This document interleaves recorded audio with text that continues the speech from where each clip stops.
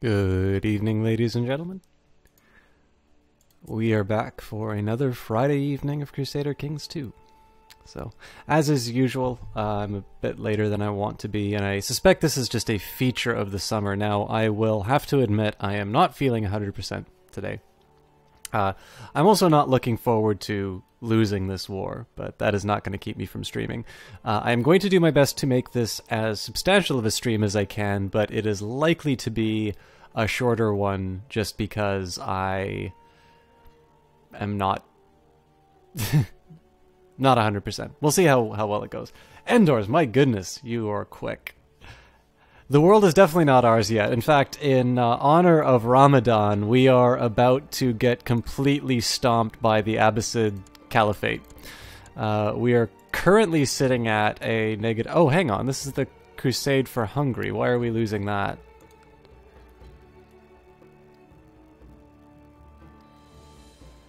It's almost like it didn't save when the Abbasid Caliphate declared war on us. I mean, it's not like there's a lot that we can do to change this, but... Oh, it's not a big deal, Endors. And like it's not I'm not feeling terrible. I'm just not feeling like it's hard to explain. Like I don't feel particularly sick so much as just like I probably just let my sleeping pattern sort of fall out of what it normally should be. And so as a result, I'm just not thinking clearly and things like that. But I'm sure, like, this is the one thing I tend to notice with streaming is that I don't stream as much as I would like. But every time that I do stream, I am always very glad that I did. So, as always, I'm going to do my best to put on the kind of show that I hope I can be proud of, and I hope that entertains you guys. But I also kind of accept when I'm not necessarily on top of my game. So that's all that I mean by not feeling great today. I think I probably underslept, and I'm not firing on all cylinders. I hope you're well, though. It's always great to see you in chat. I should actually comment. So we're there's been a couple of changes to the game. I should explain very briefly the state of this game. With the Steam sale on, there have been some really good deals. So what I currently have installed on this playthrough is all of the cosmetic expansions. I've not gotten things like the ruler customizer or that, but basically all of the units now, all of their armor and stuff like that, reflects the DLC that you can download to make things look pretty. I don't know if I have any shining examples of original units, but you can sort of see here, right? Like this kind of a unit looks very different from these, and then comparing that to what I've got, the battlefield's looking a little bit more dynamic. Next up, and I know I mentioned this before, but I believe it bears repeating, Superior Blaze was kind enough to donate a copy of Way of Life, so I'd like to specifically thank him again for such a generous donation. And it's one that, because Crusader Kings 2 is sort of this central pillar of this stream, means that as a result of his kind donation, everybody kind of gets a little bit of a better experience. Now, because I have been doing this playthrough almost constantly without... Oh, you know what? I forgot. This is definitely not Frozen Cortex, and it is definitely not... It's definitely not Supply Side Space Conquest, so tell you what, just going to update the stream title quickly. Completely forgot to change this.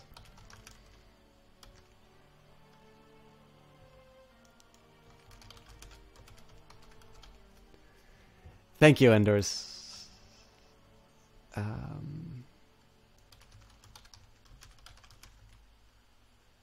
Frozen Cortex is a really fun game, by the way. I finally figured it out after not doing so well on stream. All right. Sorry for those of you who stopped by to watch Frozen Cortex. But yeah, so...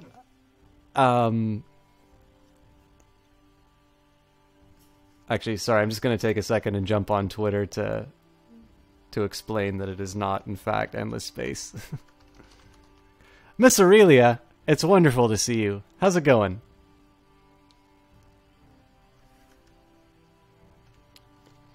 For those of you not familiar with Miss Aurelia, she is a member of Team Panda, which I am too, if you look up at the title. The title that now should be reflecting the fact that we are playing Crusader Kings 2 and not Frozen Cortex. Definitely encourage you guys to give her a follow. She is a very good streamer, very different from mine, and somebody who I would spend far more time in if I could actually get my schedules right and bother to well, Akadak, I have a suspicion there's about 120,000 angry Sunnis who are probably going to declare war on us if what happened last playthrough is any indication. So I have a suspicion that... Yeah, sorry, Miss Aurelia, I sort of stomped on your introduction. Please, guys, I would encourage you to follow her, because it's somebody... And one, it gives you a chance to see me when I'm slacking and not streaming. But she's a lot of fun to watch, and she's got a wonderful rapport with another Team Panda streamer, Webro. So if there's ever a chance to see them together, you're always in for a treat. So let me just jump on Twitter quickly so I can... explain that we're not doing this space thing. By the way, Akakadak, welcome. It's great to see you again. I was also talking about Superior Blaze, who I don't think is in here yet, but I got to see him play Portal 2 today. He donated Way of Life, which I've installed. I'm not playing on this playthrough just because we've gone so far. What? All right, my alerts are not working again, so maybe the robot voice will tell me who this was. Akakadak here. Just wanted to donate to tell you that I love stuff. Holy crap! All right. So in addition to thanking Superior Blaze for donating Way of Life, which I am not currently... Yeah, sorry everybody for blasting out your... blasting out your eardrums. What I am seeing here is, in terms of Canadian dollars, about a $25 donation, and... because Akakadak is tired of the impersonation, I will give a direct credit to Endors, who, in addition to being here after a small hiatus, has decided to financially support the stream. That is a lot of money by my streaming standards. Endors, thank you very much for that, and I apologize for repaying you by screaming in your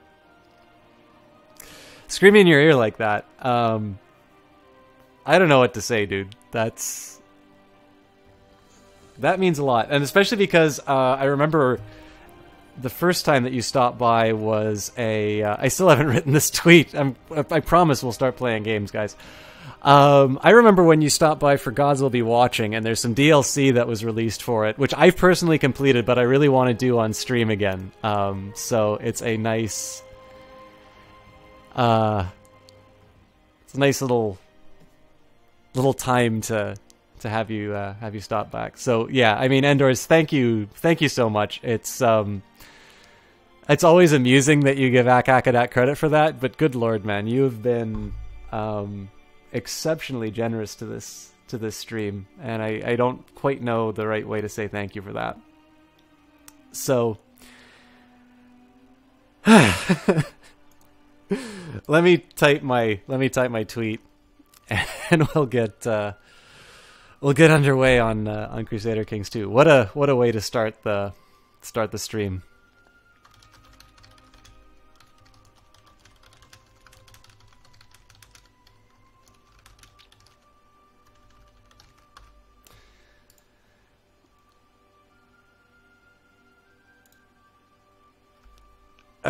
Okay.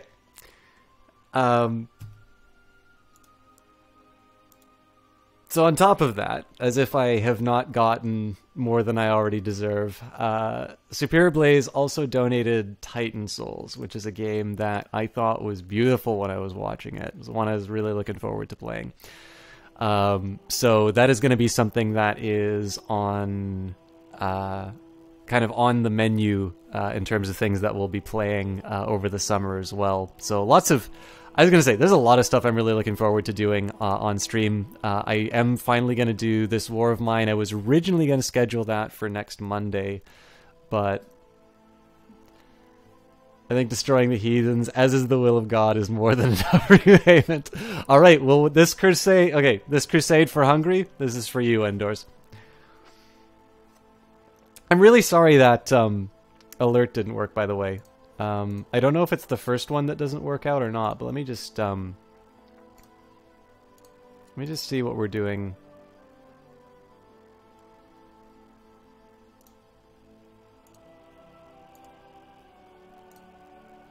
All right, doesn't seem to be working at all now. But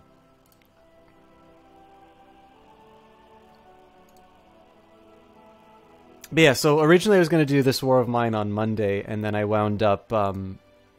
I got a little sidetracked on some of the research stuff, so that is postponed again, unfortunately. What I intend to do with this War of Mine content is to actually properly announce it and like get to the stream on time, because I have special stuff that I want to do for that. But no, this is for the Lord, the God of the House of Rose. All right, those emotes are incredible, Ak. But yeah, that is going to be something that we wind up doing. All right, my liege, I believe that one of your vassals can be discouraged from associating with conspiratorial factions if the proper leverage is obtained. How do we wish to proceed? This is for Wolfgar the Apostle. And he is shy and brave, so let's obligate him.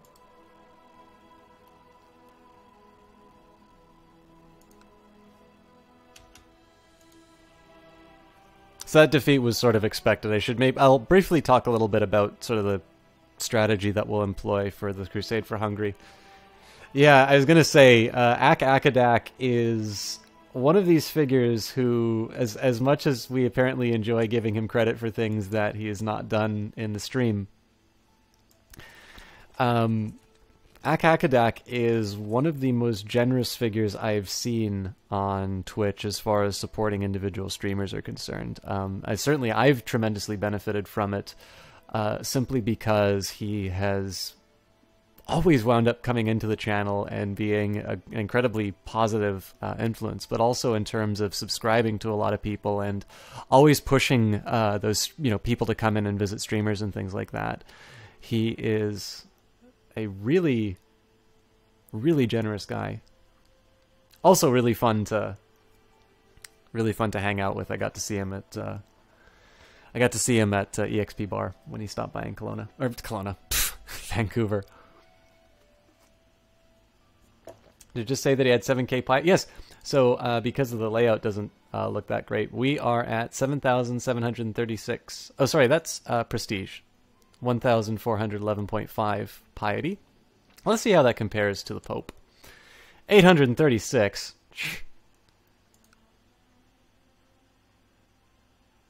Feelsy Friday all of a sudden.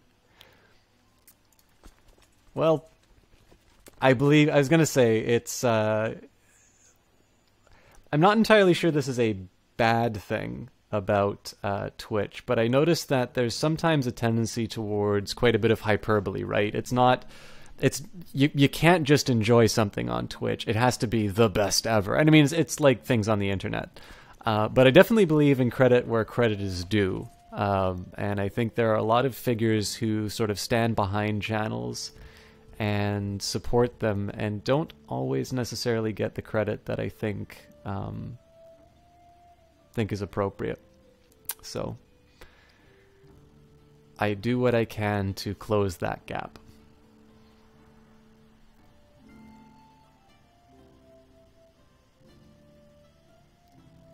I'm glad, Akadak. I'm always scared that I'm a nice person until you get to know me. Oh yeah, so what we're doing with strategy, like right now, basically, our goal is to win this crusade, so we'll see the contribution scores. Currently, we're at 55% contribution, and we're right now technically losing the crusade, but if you look at the figures that we're after, we have got the High Chief Bad Eye of Prest, who has got 4,000 troops. And then we have High Chief Borgul the Wise of Ungbar, who is sitting at 4.68 troops. And pretty much most of them are concentrated here. So effectively, we've got 8,000 troops, which are evenly matched, in addition to the support from the Pope. And more importantly, their morale is pretty low, and they're all divided up. So we are going to wind up losing quite a few to attrition, just because these regions are not always that accommodating in terms of the number of troops that they can support. But we have a little bit of surplus. Now, one of the things that we need to worry about, and this is actually where the last playthrough ended, is that we recently took some territory off the Abbasid Empire, but they did a really quick job of recovering. They're back to 120,000 troops. Right now, in addition to being embroiled in a war, I've got half of that, 61,000 troops, and they're in the UK. So I actually have a fairly strong probability of being invaded. Just trying to think if there's a way. I don't even know if there's any real way that I can stop an invasion from occurring. I have some ideas about how we'd handle it if it comes up, but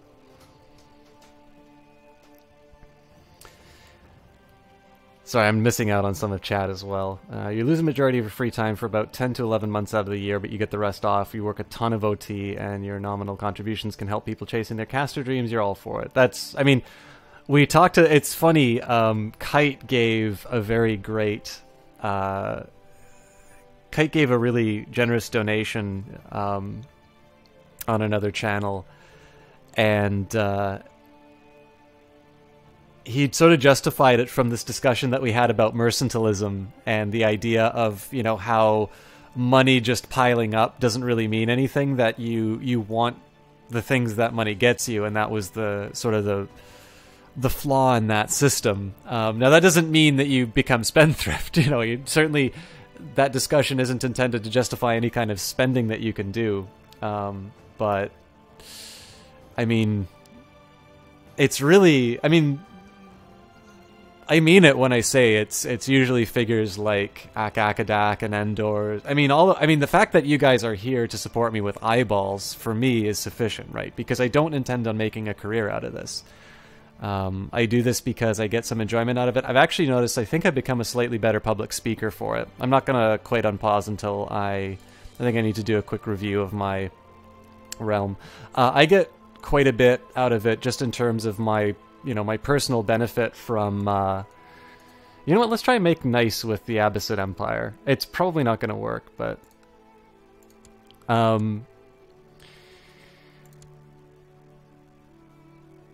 yeah, I mean, let's face it, it doesn't come as news that people are generous on Twitch. I've now personally benefited from it probably more than I should. But it's always easy to focus on a caster because they are they're sort of this central figure, you know, they're public, they're visible, they're audible.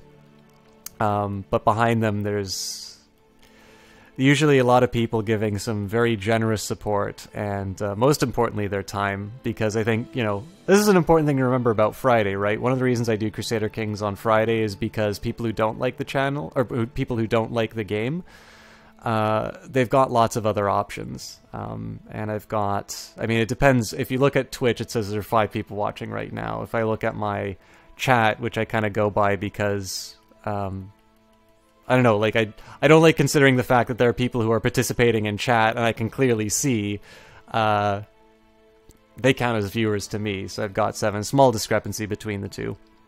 But basically, there's a lot of different things that you guys can be doing on a Friday, and the fact that you've decided to, you know, spend that with me and share some time on, let's face it, a rather unusual little little game about the Middle Ages is unexpected, but definitely very welcome.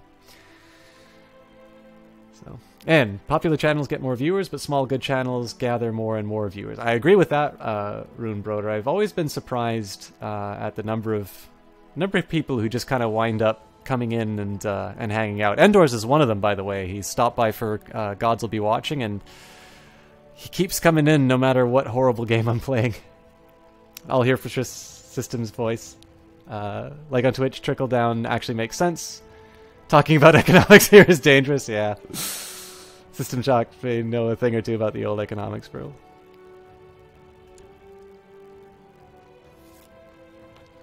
Alright. Honored Emperor, thank you for reminding me of my duties and obligations as your vassal. You are right, of course. For the foreseeable future, you have my promise not to support factions conspiring against you. So, now I can free up my Spy Master. So, I mean, one thing I will just say about... I didn't quite explain all of the moves that I was doing in there. I did send my... sort of the diplomat over to butter up the Abbasid Empire. It's very unlikely that this is going to prevent an invasion. Usually if people like you, they'll still invade, and they have the numbers to support it. But I also don't necessarily have any better uses for him.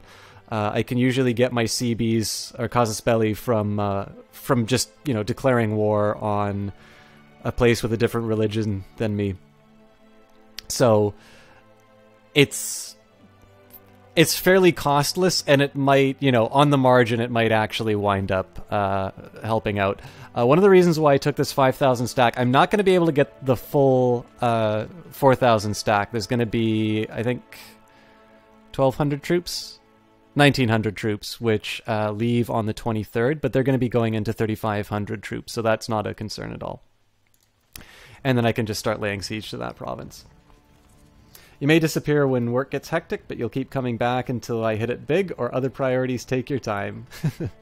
I don't think either of these things will happen, but I'm always happy to have you here no matter when. AP Warrior the Lord, how's it going? Good to see you again. Just gonna... So as you can see here, this is pretty much the ideal way for any encounter to go. Half of their army is going against...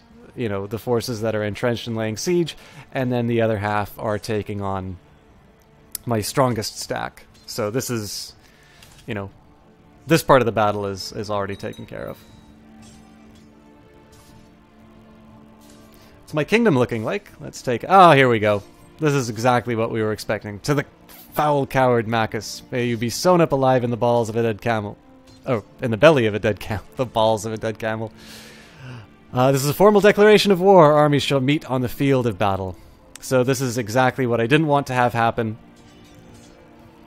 Now I need to think about how to deal with it.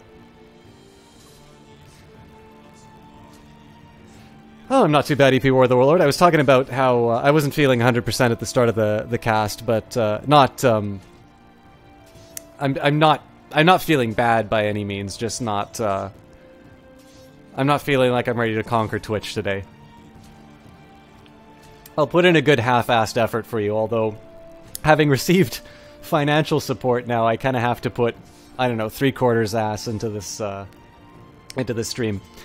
So as far as the kingdom, we began... Actually, yeah, so we also have some new faces in here, so it doesn't hurt to do a little bit of a recap. We began as the Count of Westmoreland, and we have expanded to... you know, form Britannia, we've moved up north, we've taken Iceland. The original intention was to take sort of Iberia, but it wound up being largely taken over by the Teutonic Order. Oh, somebody just followed. Rune Broder, thank you very much. Or Rune Broder, thank you very much for the follow. I'd really appreciate that. I'm sorry that my animations are not working as they should. But ask the Byzantines for help. I definitely would like to. We'll give it a chance. I suspect I'm probably going to wind up losing this one. But we'll see. But yeah, from the Count of Westmoreland, we sort of... Just, at this point, we form Britannia, and we're taking as much territory as we possibly can. And it's a lot more convenient to declare war on... people of a different religion than us.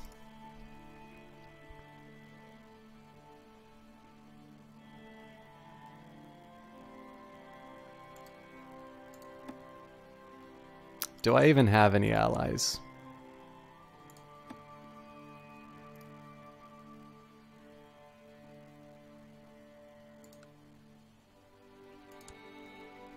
I suspect the Sultan of Jerusalem... Yeah, their 580 troops are going to do a wonderful job of being stomped by the Abbasids.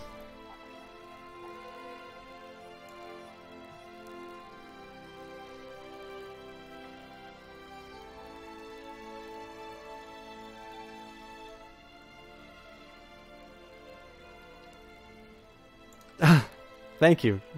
Yeah, I was gonna say, the funny thing too is this happened last stream, like, all of a sudden one day, like, this went from white to burgundy, and I'm like, what happened here? So, I mean, we've completely run roughshod over history. Like, I have no idea what the Byzantine Empire is doing here, but apparently this is a thing now. You know, the Holy Roman Empire is never going to be created.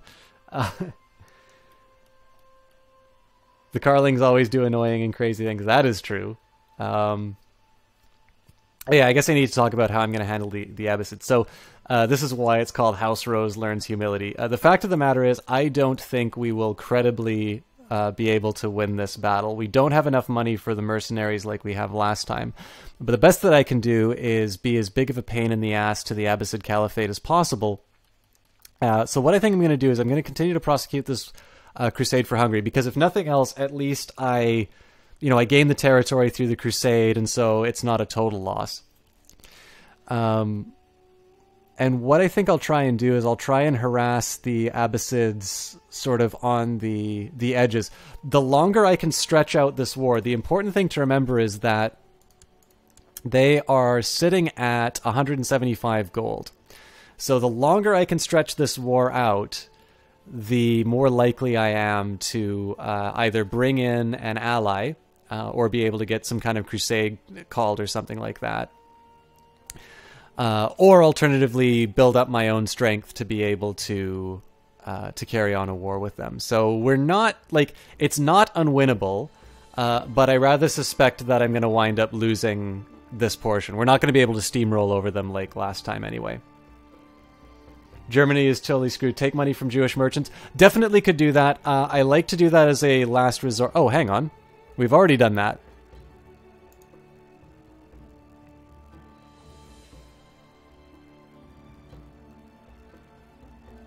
So I guess my big question is, do I do this now, or do I just wait for the possibility of well, that would be silly, because I'd be down 50. I really should have paid that back. All right.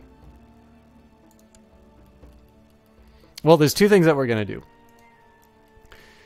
So first, we are going to raise money, and then... Oh, I just appointed my marshal. Do I have a better marshal? No. So once he becomes available, I'm going to switch to training troops. You should attack the north, Norway. So yeah, so actually one thing that happened here was that we sort of had some of these incursions. I think this I inherited, but we started a bit of a Scandinavian journey, and then they were just decidedly mean and turned Christian on us. So it wound up being kind of tough to just, declare all these CBs when it was really easy to just sort of roll over into Africa and say that people are a different religion from us, therefore we're justified in attacking them. We completely chanced into these holdings here, and they're actually turning out to be very costly for us because the Abbasid Empire is just so powerful that we're in a bind. Like, once they become strong again, it's they'll inevitably attack us. The one advantage is the size of our armies are now so large that it's not going to be 100,000 troops against our 61,000. It's going to be some fraction of that. So as long as you can move intelligently, you'll be okay. And I think what I'm planning on doing is just finding out sort of so it's 12,000 troops, 9,000. So I'm almost wondering if I get like a small batch of like 9,000 troops and start harassing these provinces on the edge. That might be a way that I can sort of get around the Abbasid numbers and just extend that conflict out. I won't commit anything new to this region. I don't think I should have to either. And basically, again, I want to have time on my side for this particular war. I hope they nerf Jewish money in the new patch expansion. It's too easy to take their money. Yeah, absolutely is. Sorry, what about Saumi? I don't quite follow what you mean by that.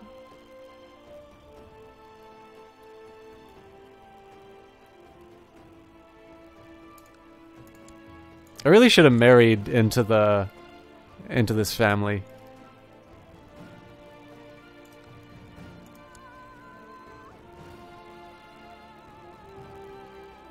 Yeah, I don't have any available roses.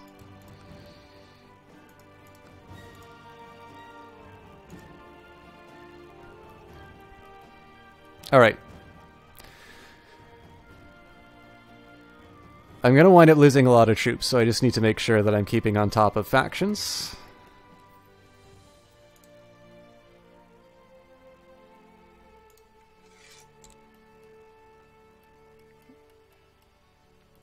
My chaplain's currently trying to convert the heathens. He's well placed.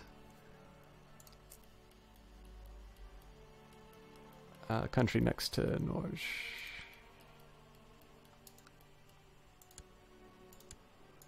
Yeah, bunch of Catholics. We're too busy Christianizing. Oh, actually, so here's the influence of the Catholic Church. We've at least we're at least winning hearts and minds. Basically, the Abbasid Caliphate and Sunni Islam are inseparable. That's about it. Although apparently there's still pockets of Hinduism in the Caliphate now. Should start killing the weak faction leaders first. Oh, that's interesting. So why do you say that, EP Warrior the Lord? Because like in my opinion, it's always been that I go for the credible threat, and you know the fact that there's like a 6.9% faction, I'm not that worried about because they tend not to become large enough for me to deal with. But what was your reasoning? Obviously, that's quite different from what you're proposing. What's your reasoning behind the other method? I guess I should raise armies and see how I'm going to handle this.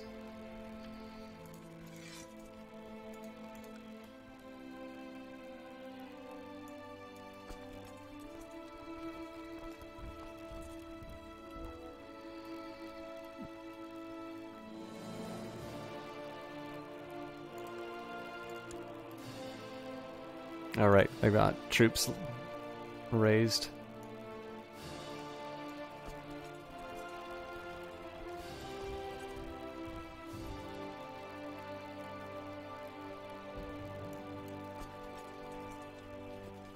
You know, I guess I can make this another group that goes into Hungary. I also gotta slow the speed down a little bit.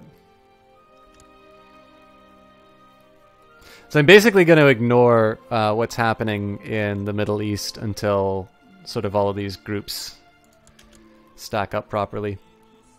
I think what I'll do on this one, especially because the territory is so inhospitable,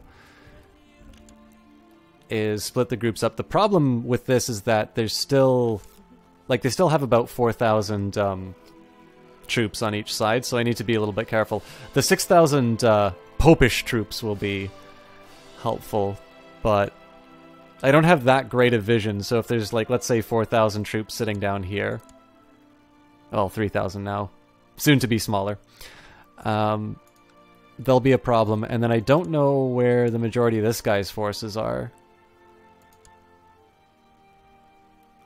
Like, this is it, so I don't quite understand why their 4,000... I don't understand where their 4,000's coming from, to be completely honest. Do you have a goal for this playthrough? Well, originally it was to see... Like, this was really my first Iron Man playthrough. I would never want to belong to any club. Hey, now it's working. Bad X Medicine, thank you very much for following. I really appreciate you showing that support. Yeah. Papacy. Yes, the term is papal troops, but popish troops sounds very Rose. So the original goal was to basically be the Count of Westmoreland and see how high I could get up. We're an emperor now, so you can't get any higher in terms of ranks. So at this point, it was basically to take this absolutely absurd, I don't even remember are we Anglo-Saxons? Yeah. Take this absurd family and see how much chaos they can create in the world. And in this case, it's basically just to grow as big as possible and not give up any territory if we can. Oh, I completely neglected these guys. Although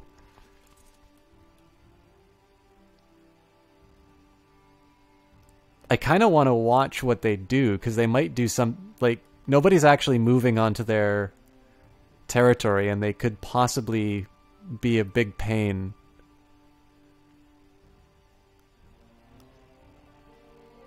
There's so much to pay attention to when you have a big empire. So yeah, the goal was basically to see how far I could go in a first Iron Man playthrough.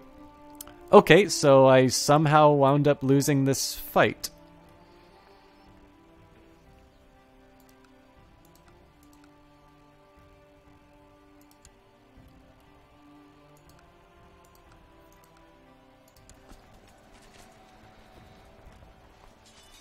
I'm not entirely sure what just happened here, but I don't like it.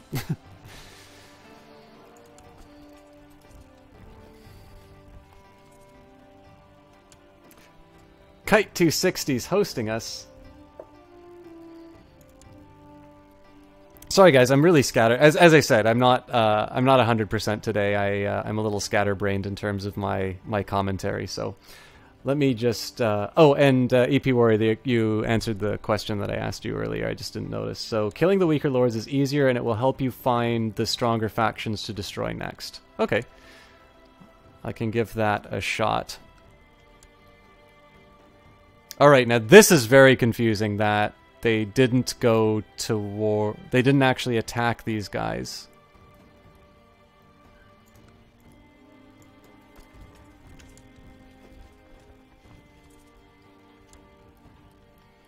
And Superior Blaze. So, alright. You already got to hear me sing the praises of Superior Blaze. Alright, looks like these guys are about to get creamed. So they will arrive in Al Mafraq on the 19th. Yeah, so I just need to disband them. Alright, so Kite 260 and Superior Blaze are hosting me right now. So first of all, big thank you to them for that. I'd specifically like to shout them out as well, because I didn't actually say anything inside their chats, but I did get to watch a good portion of them playing Portal 2 together. They have an absolutely fantastic chemistry. So I'd very strongly recommend you guys to check out their streams. They are both worth following. If you'd like, feel free to drop your... Actually, anybody who's a streamer in here. I know Miss Aurelia, if you're still hanging out. If you are a streamer, feel free to drop your link inside the chat. But specifically, Kite 260 and Superior Blaze had a great time watching them stream Portal 2, and I apologize for not saying hi myself. This is multiplayer? No, this is a single-player game. I have a feeling I would get completely stomped if I were to play multiplayer with anybody. Although I suppose you can do a cooperative. Crusader Kings 2. It is a very colorful chat right now. But I do also want to mention, I know I mentioned this before, but Superior Blaze, in addition to giving donating a copy of Way of Life, which we're not currently playing just because we've gone through the playthrough without it for so long. But I will be adding into the other streams.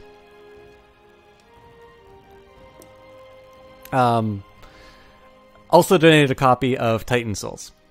So that's going to be something that I do on my not Crusader Kings 2 days. Also because we've 2 follows today, so already, thank you very much, guys. The Fridays are always going to be Crusader Kings 2 nights. I have a later start than I normally did tonight, but we'll make the most of it. And then on the other days, I tend to do variety. So Titan Souls will definitely be high on that priority. We are eventually going to do this War of Mine once I finally get my last little bit of research for that taken care of. And, I mean, if I've learned anything about the Steam sale is that I have got so many games that I would like to stream, and I need to kind of work out some priorities of what I think would be the most entertaining to watch for everybody. Mr. Coconuts, how's it going? Thank you very much for stopping by. After fighting Muslims in Birth Africa, you should take yeah. I mean, my inclination would be to... My inclination is kind of to create the empire, or steal the empire of Hispania first. But the biggest thing, what I really need to do is I need to rally the Western cause under my banner and really break the back of the Abbasid Caliphate. One of the things that I can do is actually, I'm not going to cry if I lose these holdings, just because it allows me to focus on territories I actually have a land connection to. So that idea of... you know, taking Norge, taking Somi is a good one. We're also getting close to the end of history in this game, right? We're at 1410. But, I don't know. This is the one thing I've learned. Obviously, first Iron Man playthrough, so first time playing as an Empire. And there's a lot to do.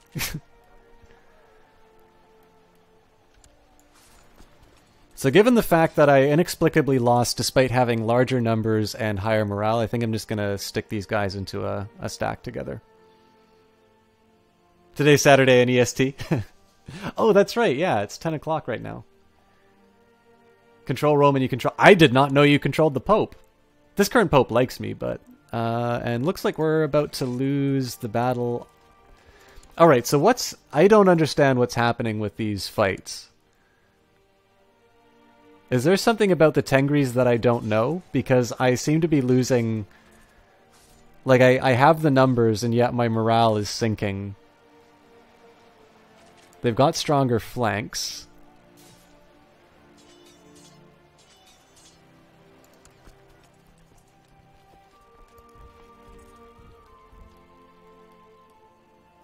Can use the power of the Pope to take places such as Norge, Hispania, and other places. Ah, okay. I see.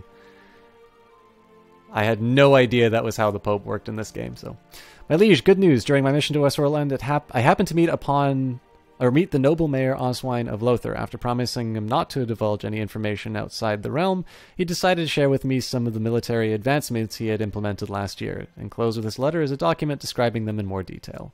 Ah, so military technology, which we can't spend. Raging 10-year-old, good to see you again. Pope suck, pagans are better. It's bad commanders that are causing that? Well, they're not great commanders, but they're not that... I mean, these guys are even. But yeah, no, you're absolutely right. That's the source of it. So. And looks like we lose before these guys arrive, so more wasted troops.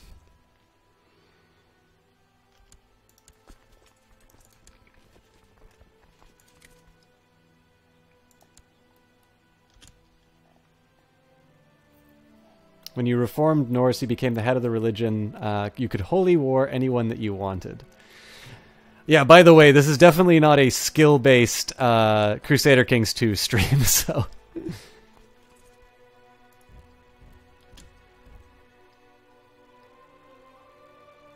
Okay, if I wind up losing this one again, I am gonna lose this one. Oh my god. This one I can't blame on weaker commanders, though.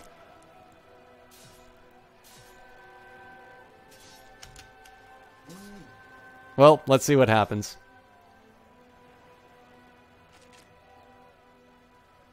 Yeah, we just got beat.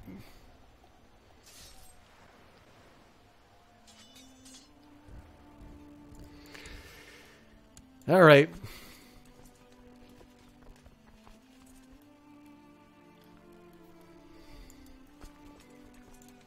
At least I've got more bodies that I can waste.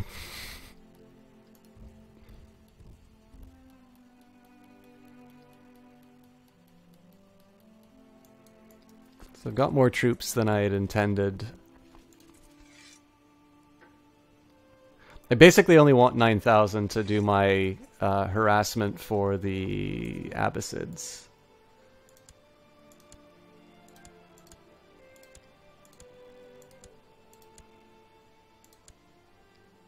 That'll do.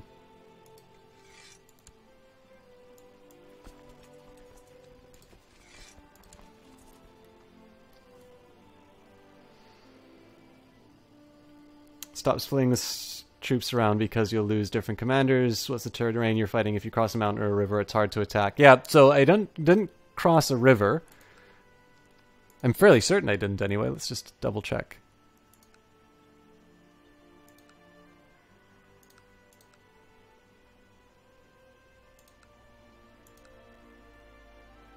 Yeah, so crossing into a river here wasn't changing that. The commanders in that particular battle weren't outmatched. So I really don't know what's going on with them. But, I mean, in any case, I'm going to have a 5,000 troop army which is not getting split. I'm getting really fed up losing troops that way.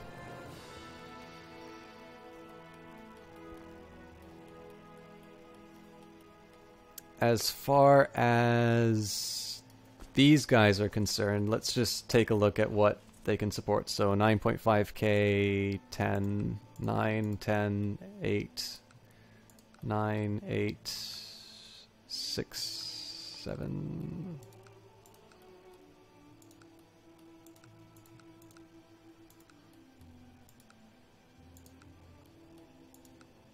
So this is really the bottleneck. What about these places? 19, 18... Okay.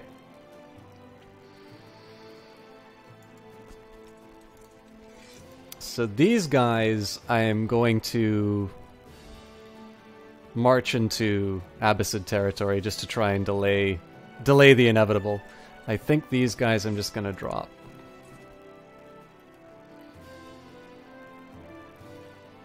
Oops.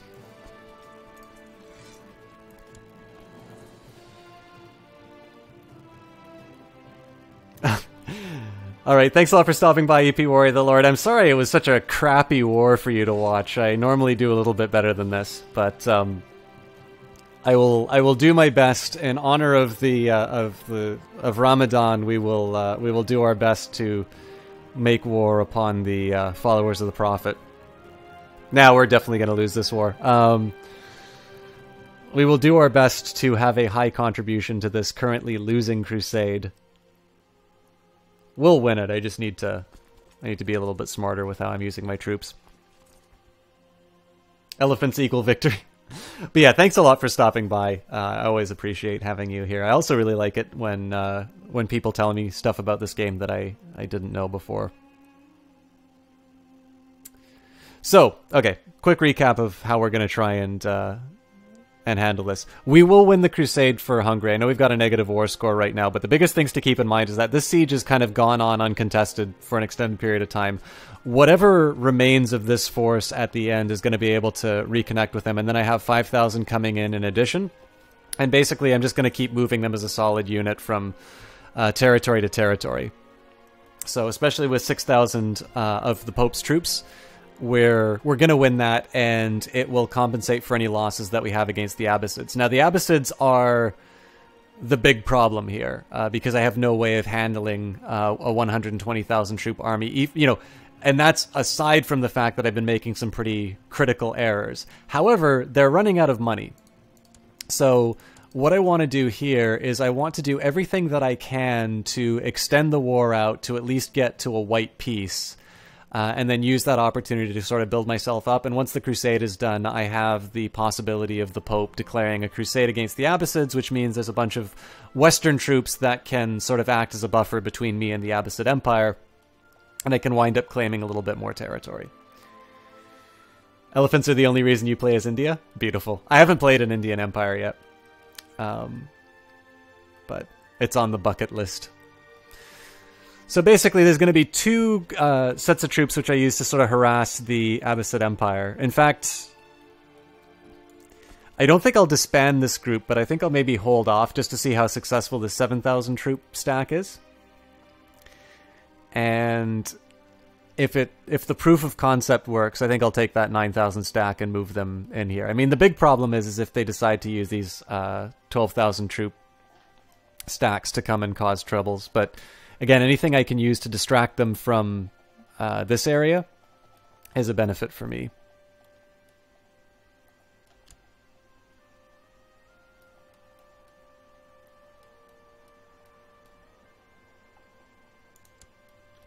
Yeah. They're just gonna butcher these troops.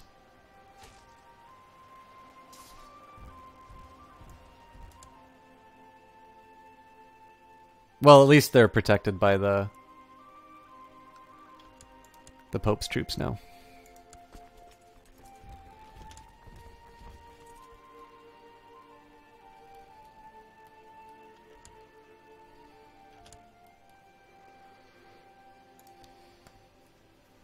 Archers are really good for what they cause. Yeah, I really like archer units.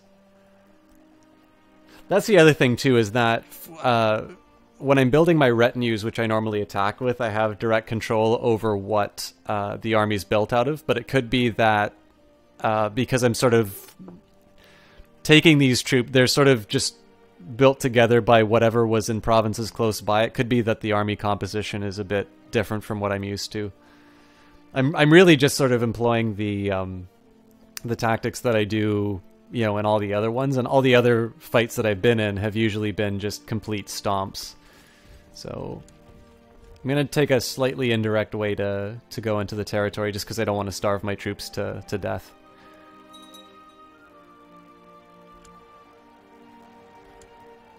Okay. This is massively outmatched. So I'm gonna need to... I'm gonna have to move my 5,000 in, otherwise we wind up losing again.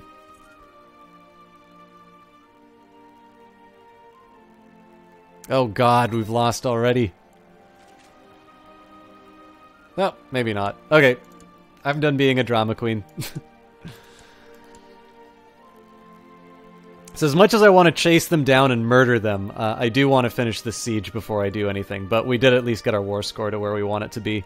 And I suspect the Pope... Well, the Pope is giving up on sieging this territory, so it's probably just as well that I sit and move things up.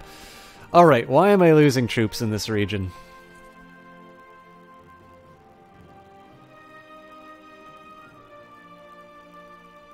They've been without supply... Oh, okay. Apparently I don't understand how this mechanic works, but I'm sort of committed to it now, so we'll at least do as much damage as we can. But given the fact that they're going to starve to death, we'll at least use the pathing that the game seems to think makes sense.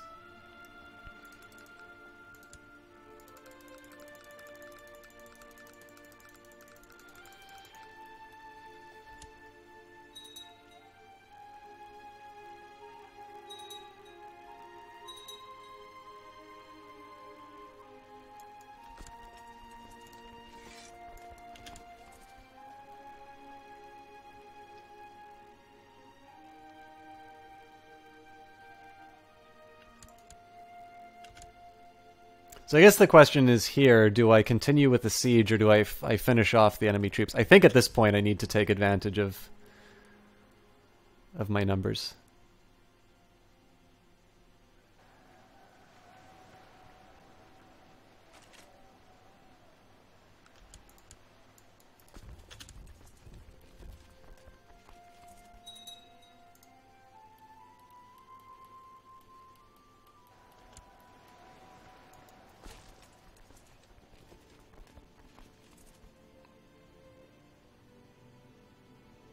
Yeah, so I suspect these guys are just going to wind up dying horribly in the desert.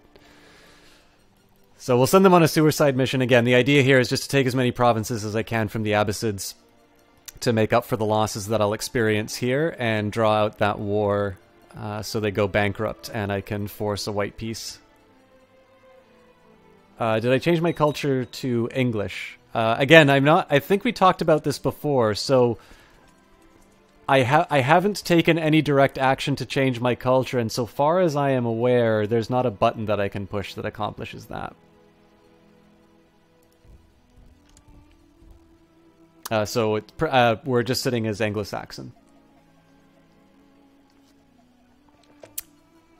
Duke Wolfgar II's justice has brought peace to a troubled province. Fewer crimes are committed and fewer complaints are heard of the province. The peasants have never been happier. Good for him. My liege, my mission to Kabul so far has been a success. During my visit to the court, Caliph Shamir, I seem to have managed to make him understand what a benevolent and peaceful ruler you are, but he's still fighting me, so...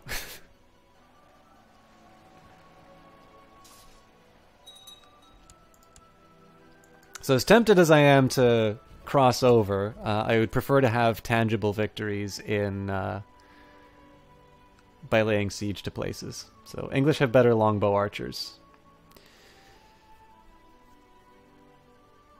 So other than an event coming up which would turn me English, is there a way that I would voluntarily convert to this?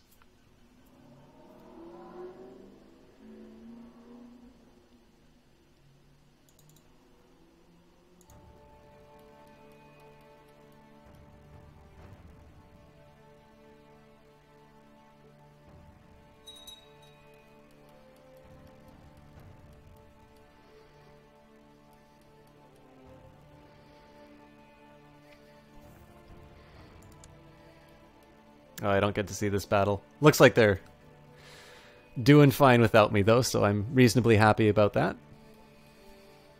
I wonder if I can... Yeah.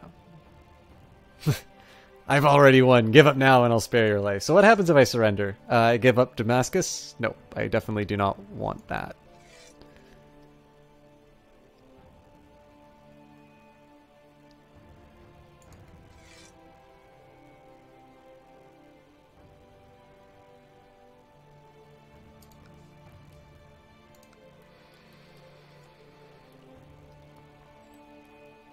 There's really no good way around this, I think. I'm pretty sure they've taken the province before I even start sieging one of their holdings, so... Oh well, we'll focus on the crusade. If a Norman person owns... Oh, start drinking more tea? Yeah. So if a Norse person owns French culture land, they become Norman, and if a Norman person owns Anglo-Saxon land, they become English, you think. So I don't have any French land, and it's fairly unlikely I'm going to be able to claim some. If anything, I would get it in Bourgogne. But he's still... He's Anglo-Saxon, and I don't have any Norse. I actually had no idea that those mechanics even existed in the game.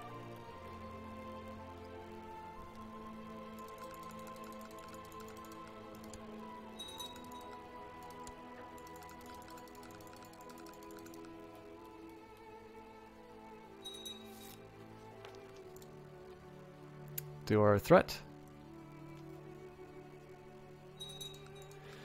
I mean, the one nice thing has been that the Spymaster's been on top of taking out these different factions, so even though I've been extremely wasteful with my troops, it's not gotten to a point where they become a problem. I know that AP Warrior the Lord had suggested I go for smaller factions.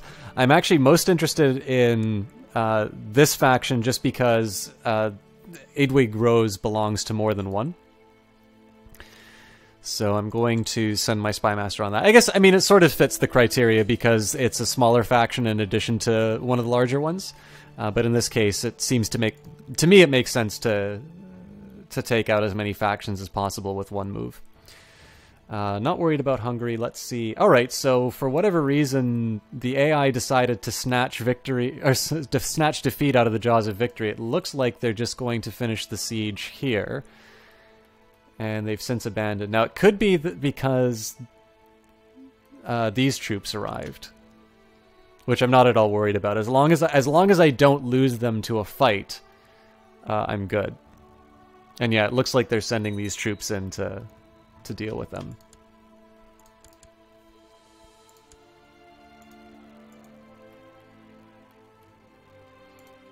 here I'm going from my military technology to training troops because obviously I'm going to need as many bodies as I can given my questionable tactics.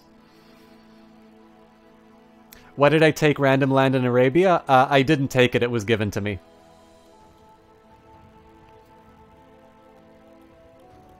But once I had it, I decided to expand it, so this is partially a situation of my own creation. But I won't complain. I mean, one nice thing too is that they are losing a lot of troops to attrition, so the trick here is just to run away as soon as they come into a threatening distance. If I was smart, I'd even put some ships on the edge so I can see exactly where they're moving, but I suspect once they show up in Alexandria, I should be able to beat feet.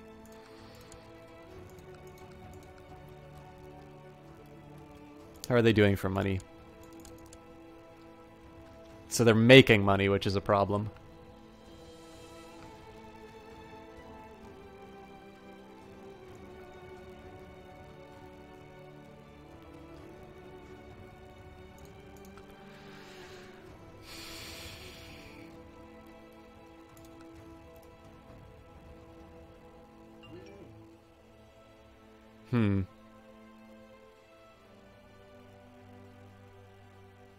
Yeah, I don't want to declare war on him. I want him to... There's some way to ask the Pope to declare a crusade, right? I'm not completely losing my money, or my mind, am I?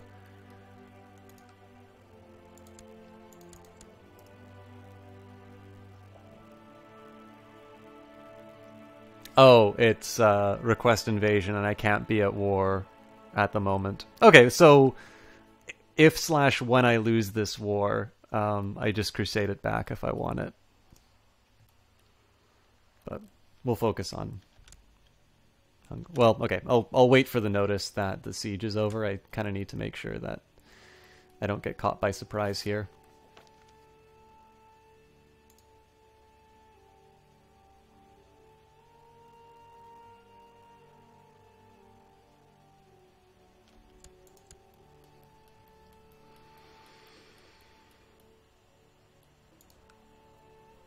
Still 2 more territories that I can claim, so we'll just hang out there.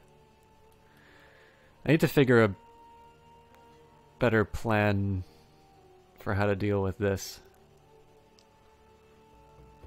I mean, maybe I could post a boat, but that winds up losing me money, and the idea is that the longer I can draw this out,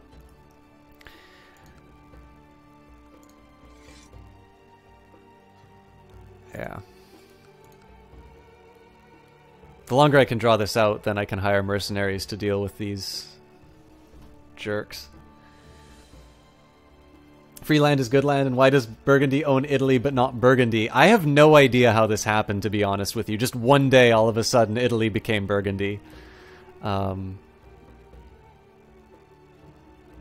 eventually going to have to go to war with them because I want this territory. I mean, they're not that frightening. Actually, they're really not frightening. Italy used to have so many more troops. But really, I mean, they're kind of at... They're pretty much at peak capacity. I can sort of just roll over them. I'm not going to right now, obviously, but... Good to know, I suppose.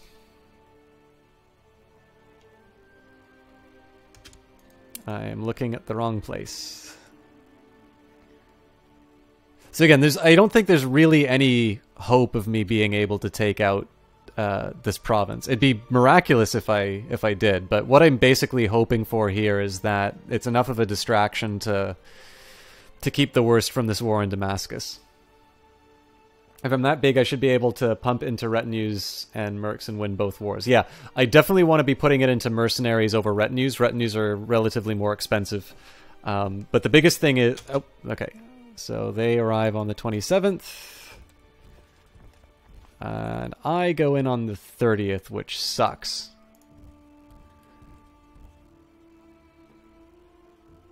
I arrive on the 21st. Okay, cool.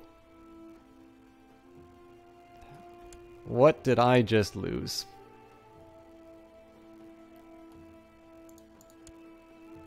Oh, okay. That's not a worry at all. I knew that was going to happen. So the idea here is that I probably wind up... So, I mean, I take out this group here. The hope is that either they divert their course, or I win this fight soon enough to disband. I should probably just disband right now, but we'll see how this winds up working. Alright, this is actually ideal, because they're losing a lot of troops for just 6,000. So they arrive on the 27th and the 9th.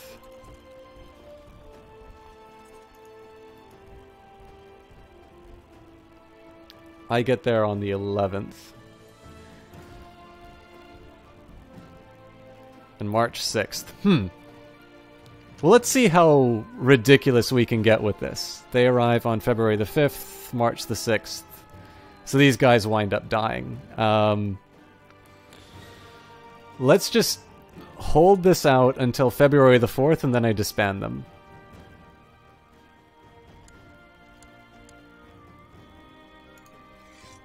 So I lose half the troops, but they don't get war score for it.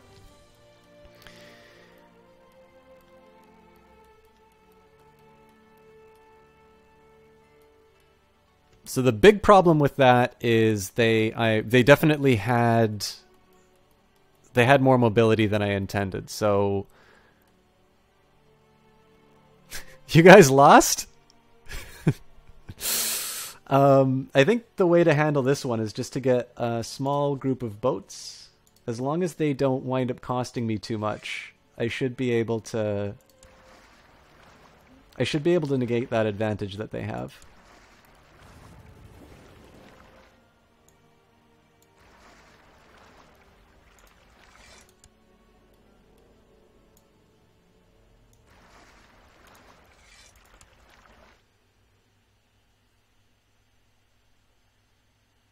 Retinues are way better. They don't cost any money except when they reinforce. Yeah, so I mean, first of all, you pay money to get them. And I lost my retinue before. So right now I've got 3 out of 24. I need to pay to build them up. Then it costs me monthly to reinforce them, which is a drag on... Actually, I should not reinforce just so I can maximize that. And then, of course, if they die, I need to spend the money to reinforce them. Whereas in the case of mercenaries, I wind up paying less because there's fewer of them to hire. So I definitely like retinues as a primary offensive force, but in this case, I need to maximize I basically need to maximize the use of my money. So in this case, I would prefer using mercenaries to harass the Abbasids as much as I can.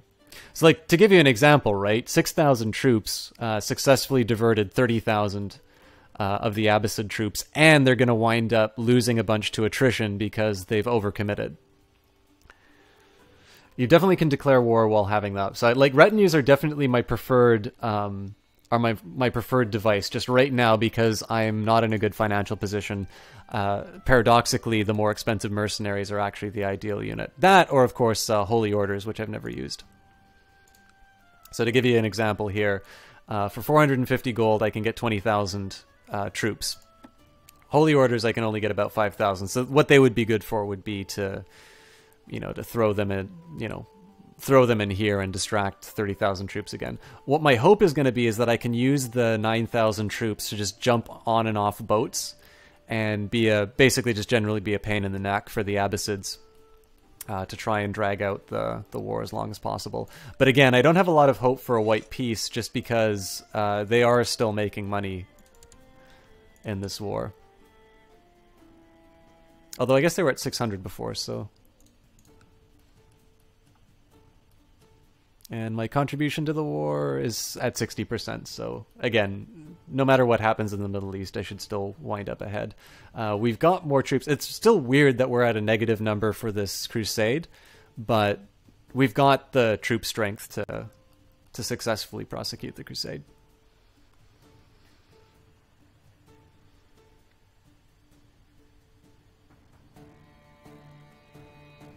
Yeah, this is. I was gonna say, pretty much all the reasons why you like retinues are why they're my ideal.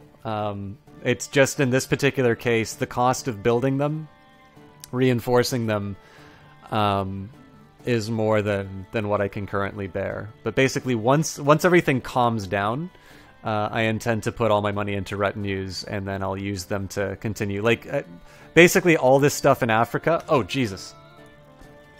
Speaking of stuff in Africa.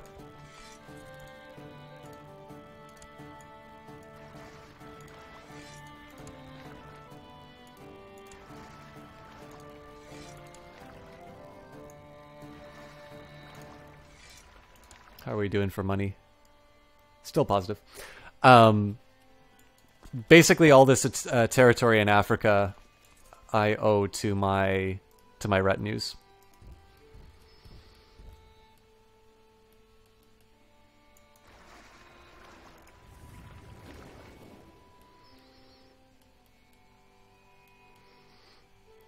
I really should just raise some levies and deal with these guys.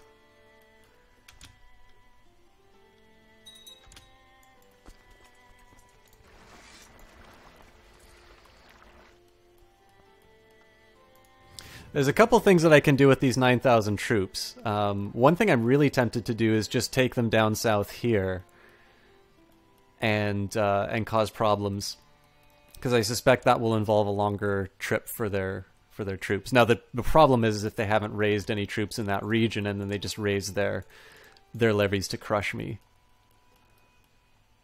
But we'll see how that turns out. What are we at for troop strength? We're still at 60,000, so that's not bad. How about the Hungarian campaign? We have more troops than we started with, which is curious, but I won't complain. And I suspect it's just going to be a really long, awful slog. Oh, and this is why we keep losing war score, because these small fights.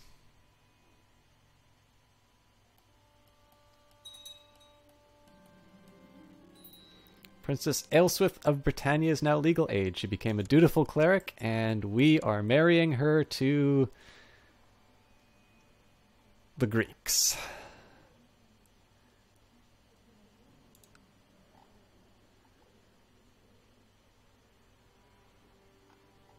Wait a minute. So, which family is the Macedon? Alright. So I need to marry them into this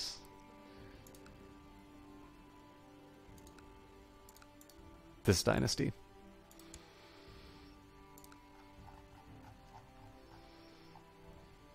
I guess I could have just gone by the alliances as well, but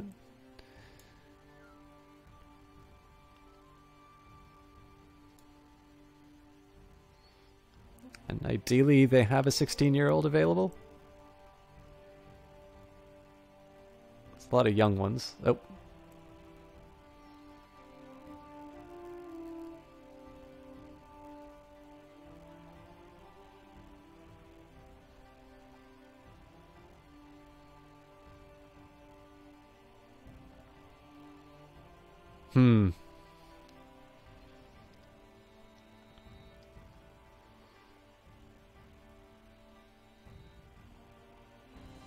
Not quite sure the best way to handle this.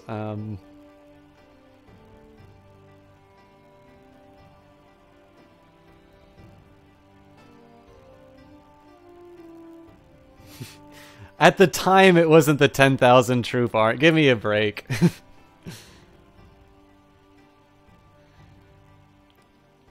So I don't really get that great of an alliance. This is technically my best option, but this also involves a year without help.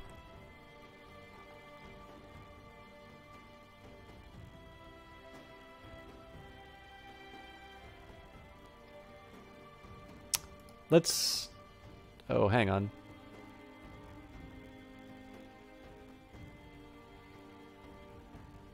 Oh, wait a minute. I can't afford to do this because this is my... Alright, I gotta do matrilineal marriage for this one. That complicates it a lot.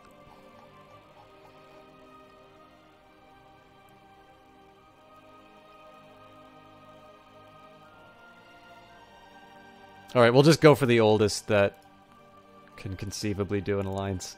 Alright. Man! This is not a great chapter in the history of the House of Rose.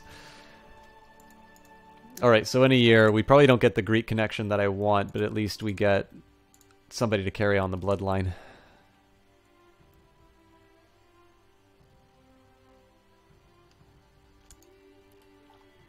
How about that boat?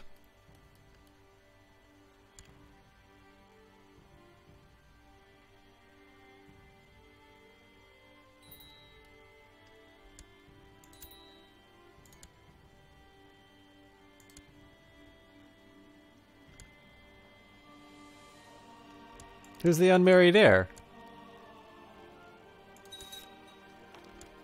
Yeah, there we go.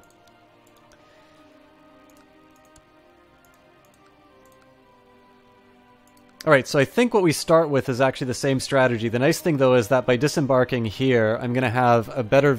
The boat's going to give me a better view of where the enemy's coming from. And so I'll be able to escape a little bit quicker. If there's any consolation, playing Destiny PvP is reminding me just how much better you are with a keyboard and a mouse. You know, this is one of the reasons why... So from playing Dark Souls, I finally understand the appeal of a controller. So I'm no longer... Like, I used to literally never play anything with a controller. Now with Dark Souls, I'm like, I finally now understand that there are some games which are better with a controller. But...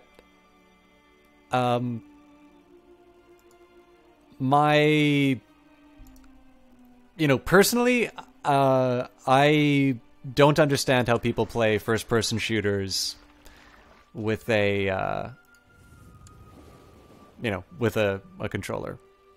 Not necessarily saying it's, inherently bad. Obviously, people should play the games the way they think are best, but it doesn't, so I just want to estimate. So August 15th, so it takes 14 days for them to arrive. I think that should be enough to get them back on the boats. As soon as one of the large stacks moves into here, I just move the boat. Man, they move fast. So they arrive here on the 13th. You know what, I need to get this underway. And then the 23rd, so it's 10 days to travel between provinces.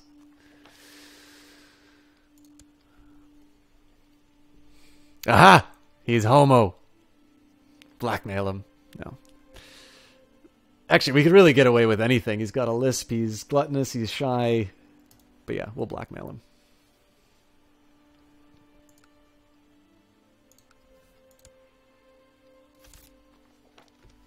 Honored Emperor, though I curse your name, I comply with your unfair demand. Just keep the sensitive information to yourself. So, what are the other factions that we can break up? Well, we got another guy who's a member of 2, so let's start with that.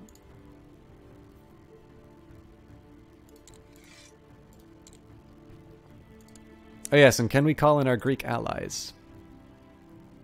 Not really.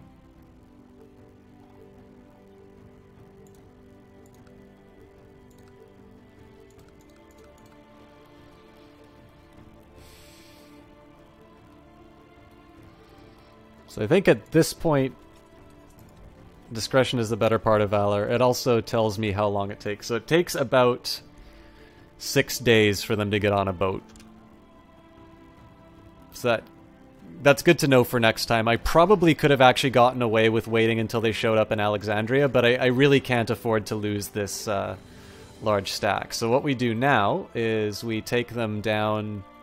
Oh, really? That's a shame. So I can't actually take... That would have been amazing if I could move them south. Maybe there's territory in the north that I can harass them with. Blackmail's the guy who's kind and just. Those aren't the traits I was looking for to blackmail.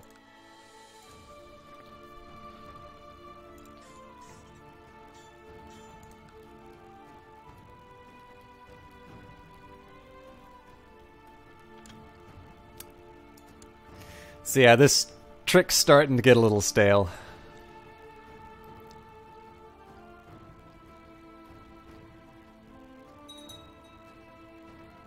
But you know what? We can get some cheap wins up here.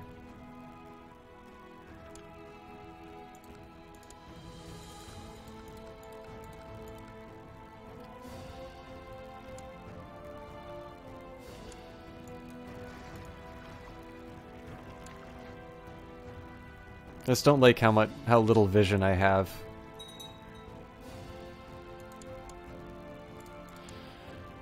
Alright, well, we've still got things that we can siege. The Pope kind of decided to just go off and do his own thing, so I hope that doesn't wind up costing us, but...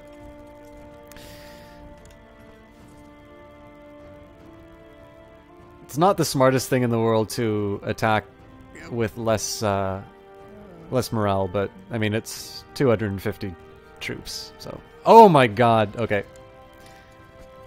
That was the last thing I wanted to see, but it looks like they're just being very passive about this.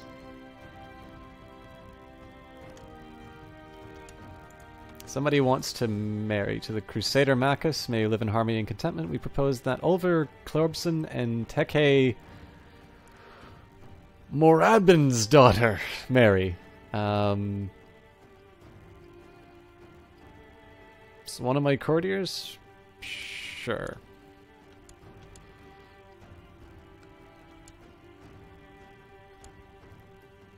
So it's remarkably tempting to well, okay, I really shouldn't do this, but it's a nice chunk I can take out of it. It's a nice chunk I can take out of him if I get there on time. I really need to run away as soon as that happens, though, because... Or he's not defending it? I mean, that's the kind of attack where it's making a meaningful dent in terms of a war... Well, conceivably making a meaningful dent as far as war score is concerned. I'm really reluctant to continue south, though, because it just... I mean, that 13 stack just turns its head, and I'm dead.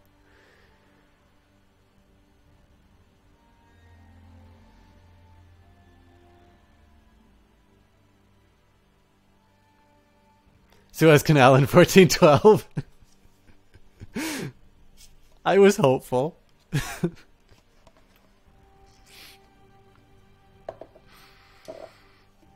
I mean, what's the point of having water there if you can't?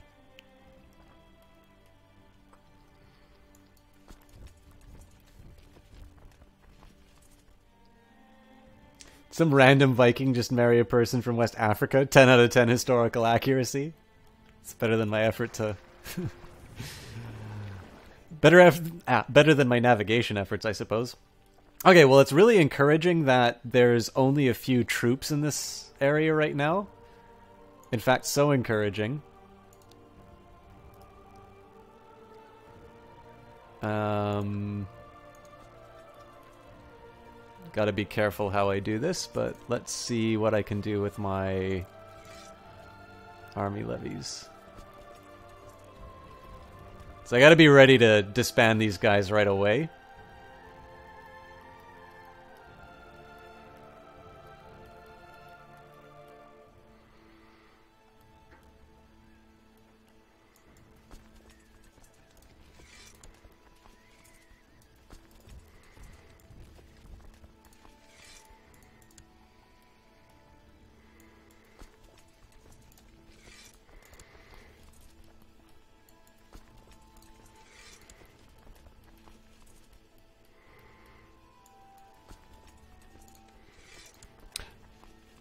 You know, to be completely honest, I'm not even sure why I have these guys hanging out here. So, assuming these guys don't get completely destroyed, the plot will be to sort of harass them around the edges like this. I need to keep an eye on these guys and make sure they aren't caught by the 1300 stack. And then again, we just continue to siege this province, because I believe the combined forces of the Tengri can't handle this now. So they've got 1.4k and 1.17. So, I mean, again, we've got more than enough to handle ourselves there. Are you building up your territories that are about to be taken? I'm not building things in them, but I'm like these ones. I'm raising the troops so I can so I can take these little peripheral units. The whole idea is to try and provoke them to move out of territories that they're currently sieging, and make them waste time. So, I mean, again, this could all be for naught. Like, I don't think the number of negatives has changed at all.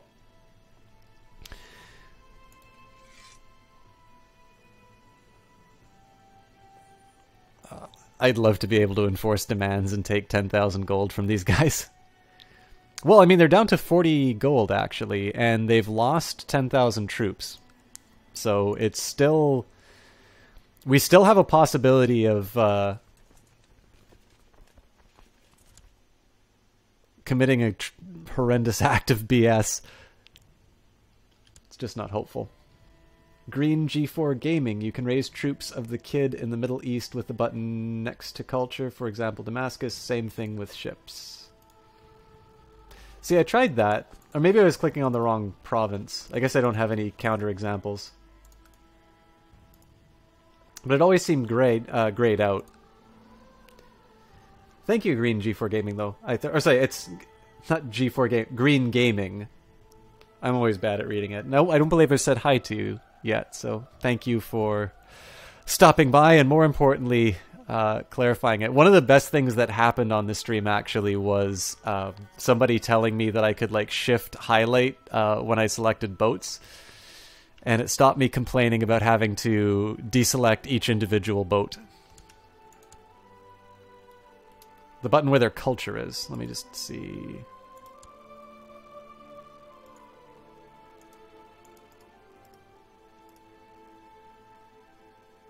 Let me take a vassal who doesn't have troops raised.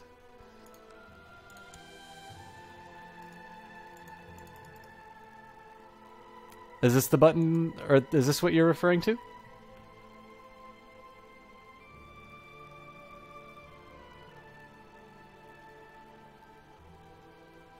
Below tech.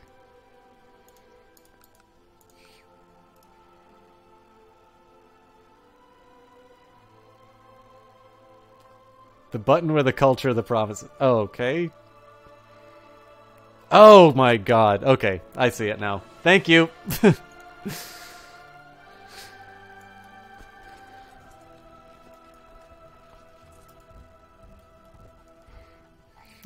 I've learned a lot in this game, but I still have not learned the basics. You missed the ship complaining, Endors? Yeah.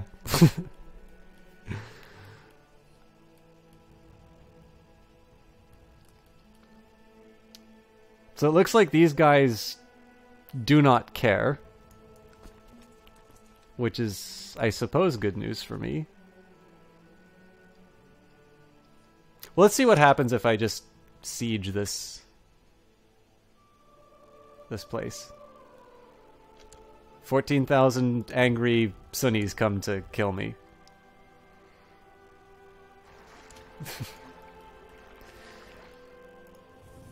So back we go down south.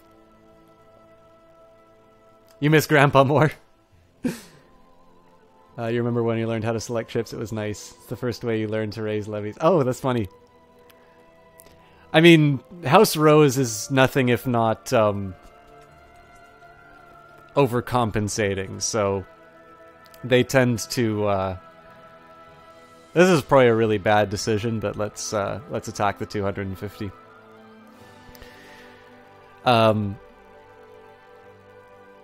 Yeah, so I mean, obviously, I'll go all in on everything.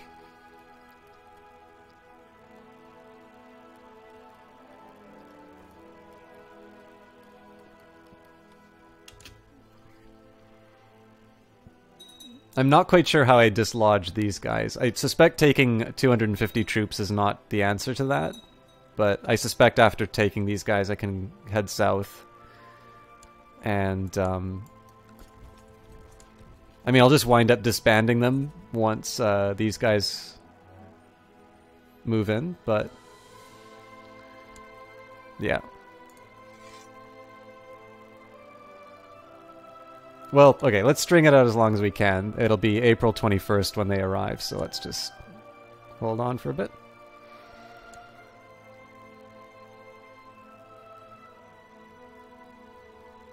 I wonder if I can Benny Hill this even more. Now, May 15th. Probably if I started earlier, I might have had more luck.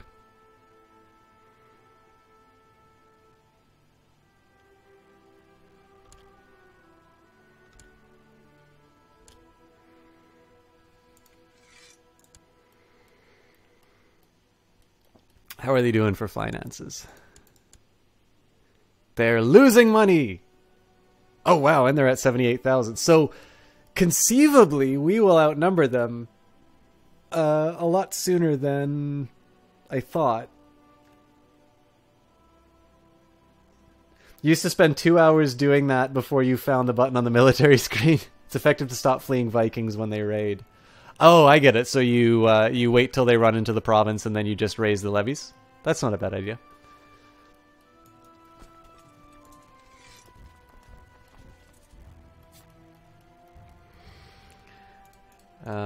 What's that ship doing?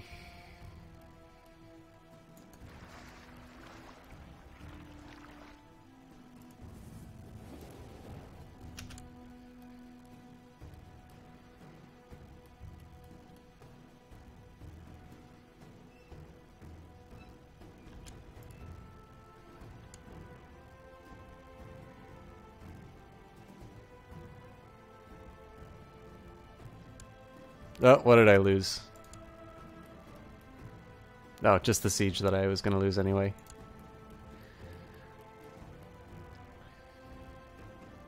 So again, it's not totally costless to us. We're still shorter on troops than we were before. But hopefully this is enough to provoke a response. I'm really concerned about this crusade for Hungary, though. There doesn't seem to be any reason why we shouldn't be winning, and yet we're at negative 21 war score.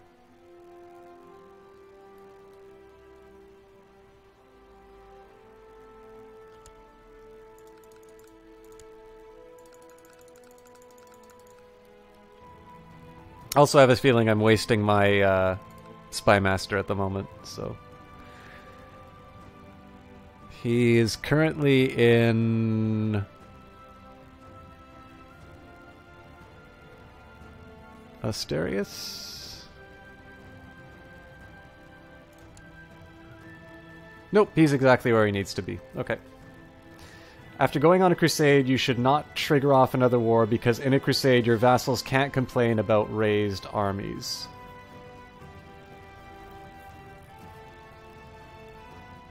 I have a feeling I'm probably going to be wrapping up these first. Honestly, I'm most tempted to just continue the Holy Wars into the rest of Africa, but I'd most likely use retinues for those.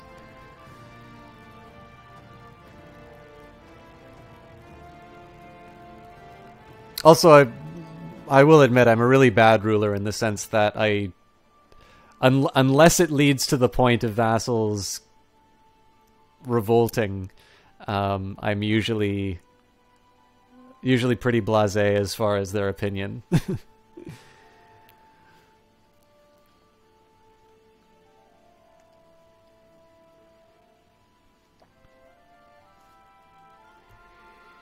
So I think I moved north after this siege.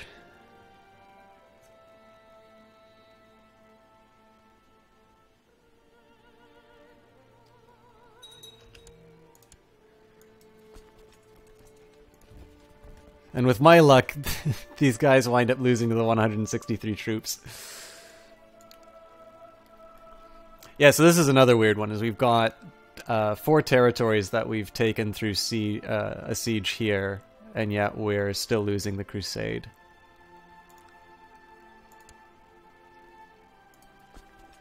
I suppose it's because we haven't taken territories owned by them. It might actually make sense to take spies instead.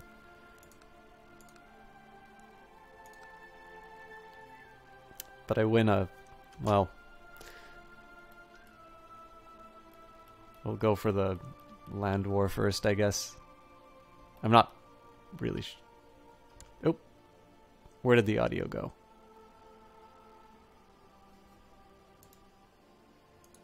It looks like the audio is still working for you guys, but it's not... I've actually just lost everything on my end, so just bear with me a second here.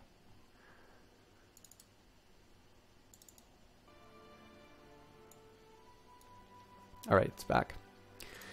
It's alright, they're lower class swine. They should be content with their position in life. Alright, so let's... let me just double check what I'm doing here. So... no, you know what? I need to take the personal holding, otherwise we're gonna wake up and find out we've lost this crusade. It doesn't seem like they're laying siege... oh no, they are laying siege to something here.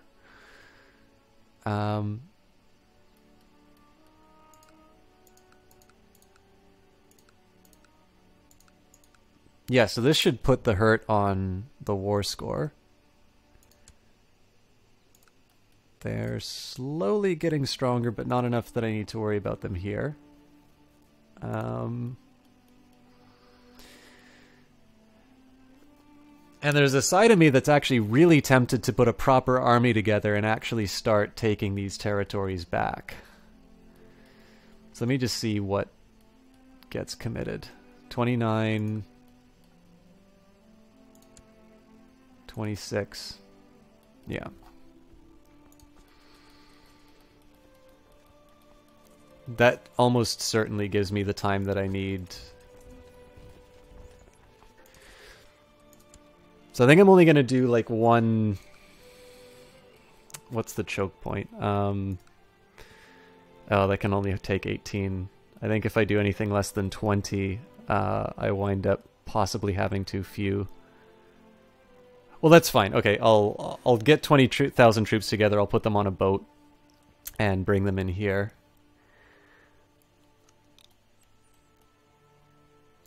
And I just need to... I think I just need to be careful to make sure that I don't get caught by surprise by a large stack. Like, once I disembark, I need to make sure that I stay in one of these territories so I can quickly escape if I get bogged down.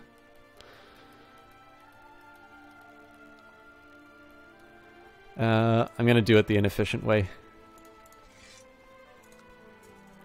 Oh man, do I even have enough for 20,000 troops? Looks like I've committed too much already.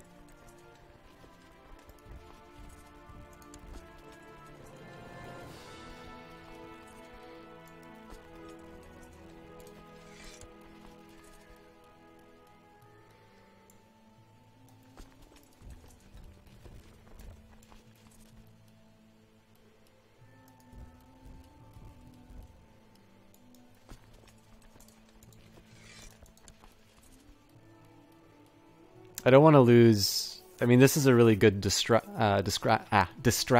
group. I'm also really curious what happens when these guys show up, so...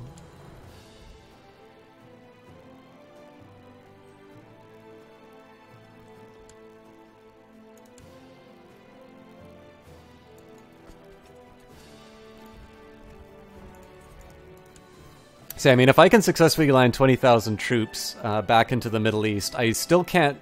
I can't, like, go mano a mano against the Abbasids, but I suspect I can cause enough of a... I can cause enough of a problem that I could successfully retake one of these lost territories. And again, they get some pretty significant morale loss. They used to have 36 decadence. Let me just take a look here. Yeah, they're actually not bad on their decadence. But they are going to be losing morale due to their debts. Don't worry, it's a good... a good disc scratcher group?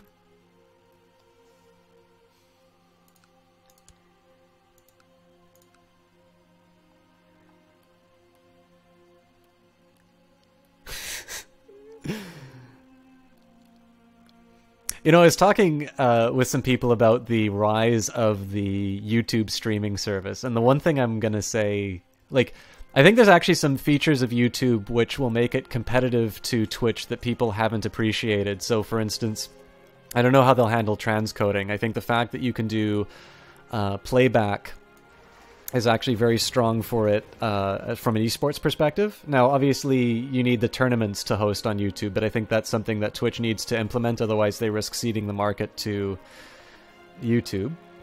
With the button that I told you can raise armies, for example, the island guy, wherever you want. Oh. So sorry, let me just double check your meaning. I don't mind dropping these guys here. So, if I'm not mistaken, what this is saying is I'd be able to raise 20,000 troops in the Middle East without taking a boat.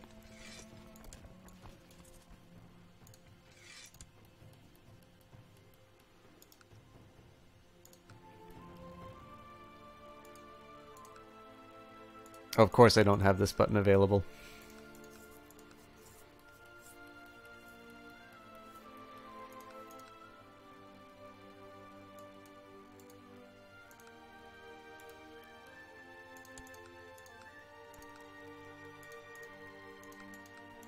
Okay, why can't I use... Okay, local liege levy.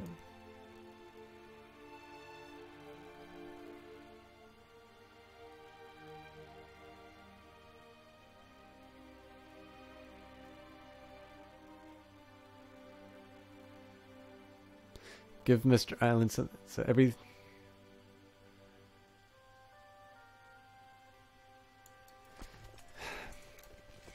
I'm really not understanding this advice that I'm getting. Because even with these... Well, okay, actually this guy probably isn't a vassal.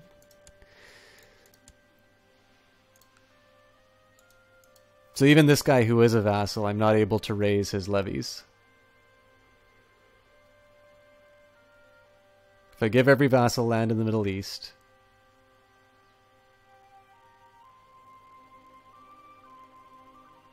Yeah, I mean...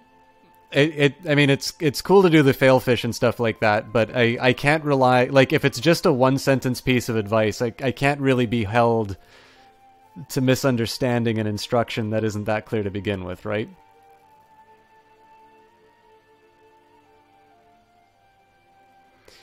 I'm just gonna go with the way that I've always done my wars, if you guys don't mind.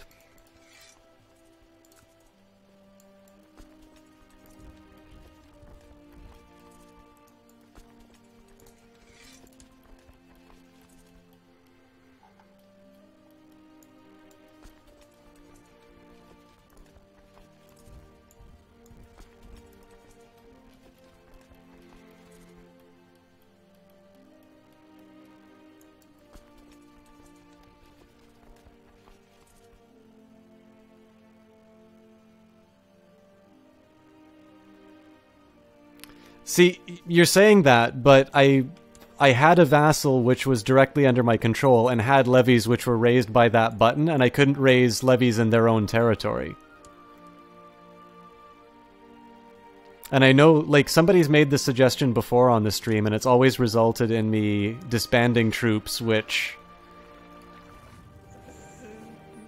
Like, I've probably had 3 different cases where people have given me that tip, and it's never actually resulted in me raising troops where I need them to be.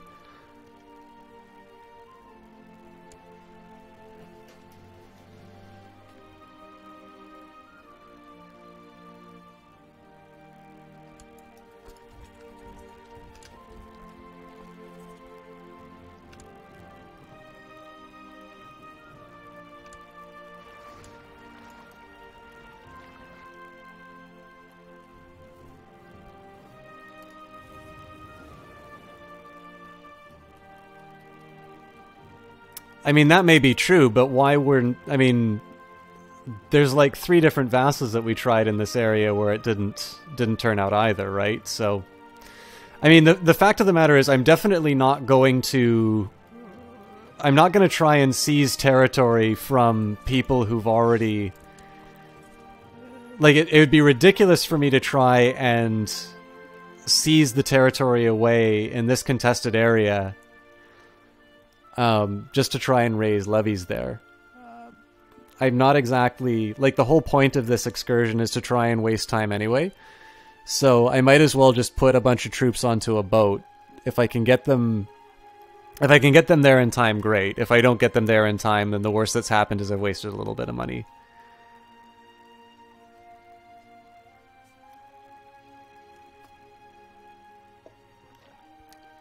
Hey, Alex. Here's how you conquer medieval Europe. Invest in technological development, build a time machine, go back in time with high-tech weaponry and rewrite history. Give every vessel you have in territory in the Middle East. Use the... I'm not doing that. So I appreciate the tips as always, but I'm not going to change the way the territory is distributed to do a method which I clearly don't understand, and I'm not going to understand by the end of the playthrough. I'll experiment with it in a different game at another time, but it seems to me that it's just going to wind up... Like, if it's supposed to be for an individual vassal, the majority of my troops are going to be coming from multiple small vassals, which means that this territory, if I could even give away most of it, I'm going to have to give it to 5 or 6, assume that the Abbasids sit by while I get my troops together, and then, you know, hope that I can get everybody together and the morale up in time for something like this to not roll over them. I don't think it's a credible strategy.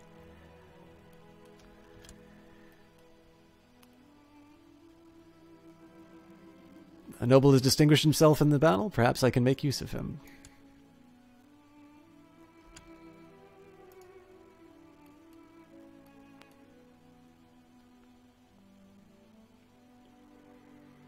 So I guess the question is, what do I do with these guys? There's a side of me that wants to go and snipe the 500. The catch is that they may not be able to get back in time. So what I think I will do is just the same thing, is I'll make them hang out for the longest time possible and then disband them. If I'm lucky, the 8,000 troops moving here will provoke these troops to move. But what's nice is that the 13,000 stacks are becoming fewer and far between. So it means that this ship of other troops that I'm putting together actually has an outside chance of working. I'm also starting to get to a point where I have enough money to hire mercenaries, which is encouraging. But I also want to make sure things aren't losing. I want to make sure things aren't going too poorly in Hungary. Dividing a vassal's lands between different de jure kingdoms or even duchies often leads to problems. The same counts with your own land too. I'm not quite sure what you mean by that.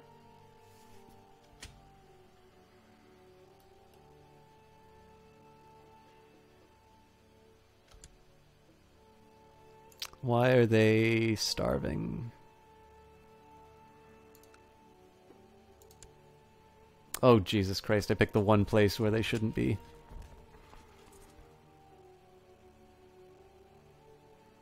I didn't even think to check for that.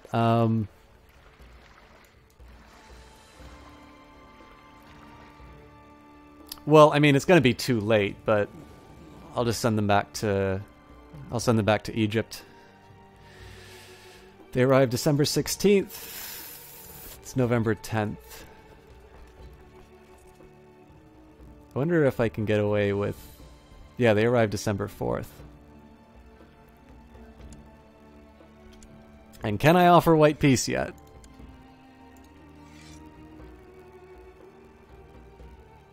Well, he's softened his claim. He says he's winning the war, which is true. But he's no longer threatening... he's no longer threatening to kill me, which is a plus. So that was the siege that I lost again. Oh wow, we just got a big boost in Hungary too. Ah, yeah, it was the Pope's troops.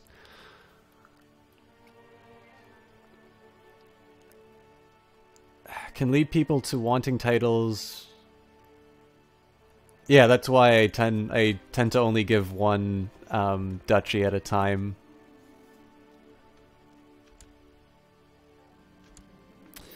News has reached court that a claimant to one of my titles, Prince Lazar, is hiring men for an attack against me. Alright, I am in a lot of war right now, so I think as much as I want to deal with these factions, I probably need to...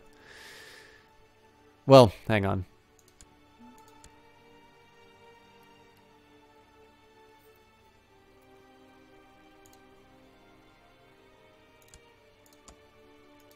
Let's maybe not dedicate my spy master to that, but we will try to assassinate him.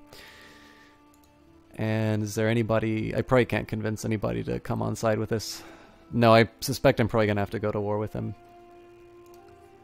Well, 35 isn't a lot though, so I guess we'll pay off the cheap people.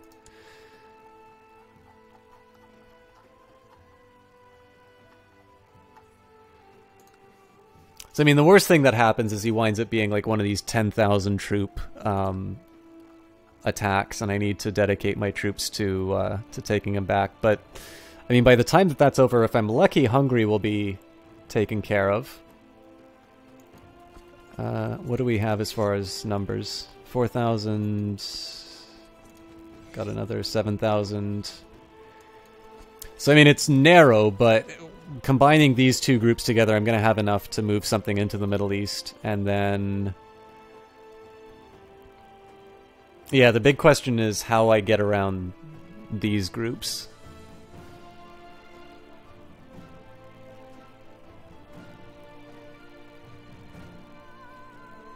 Yeah, I appreciate it, Green Gaming. I think probably what I will do is I will experiment in another save file just to make sure that it's clear in my head how it's using, or how it works. But generally what I've done is I've had very weak and just lots of different individual dukes. So I think the problem is with these little islands of influence that I have, even if I had the territory to give over, I wouldn't actually have the troop strength to accomplish what I'm looking for. Again, the big thing I'm trying to accomplish here anyway is just to extend the war as long as I can to try and bankrupt the Abbasids and then finish the Crusades so I can get the Pope on my side. So as long as I accomplish those, I'm not that worried if it takes a long time. See, every time they do something like this, they just wind up losing troops without me actually needing to commit anything to it. So as long as we can continue along those lines, I'll be happy.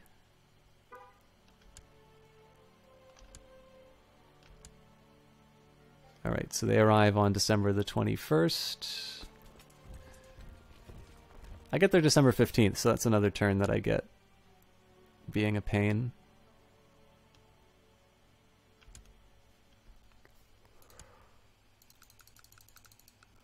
This is the one thing I don't like about this war, though, is that because it's so much stronger... Like, I'm used to just kind of going in and barreling over people with overwhelming force.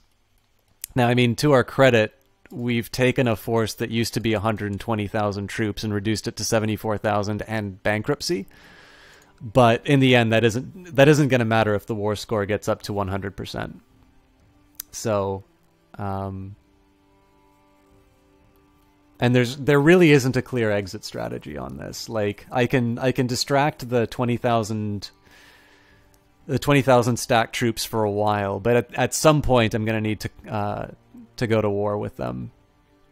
Now again, the bonus is that we have been saving money over the over that course of time, so there might be a point where I can hire enough mercenary armies to just throw bodies at the problem. But I don't quite feel... Like, I want to make sure I have enough money for mercenaries at that point, and in addition to that, to basically hire a second set, not necessarily to commit to this war, but to be able to act as a buffer if more aggression happens. Limmel, how's it going? Good to see you again.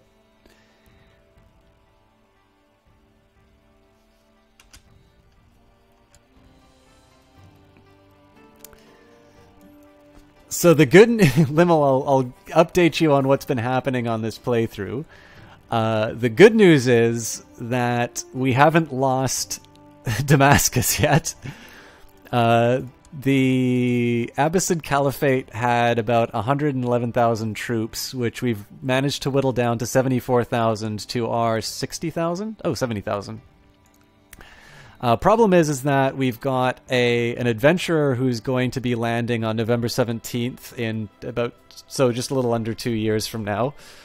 We used to be having about -30 on our war score for Hungary, and my troops are fairly fragmented, so I don't have a great strategy in terms of actually claiming back any of this territory. My hope is that I'm able at some point to offer a white peace, but we're still pretty far off from that. Listen, I didn't voluntarily take on the Caliphate. In honor of Ramadan, they decided to reclaim Damascus.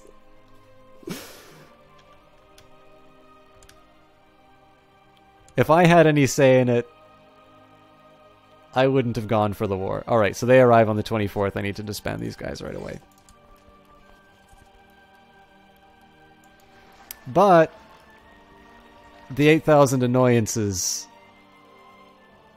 have just become available.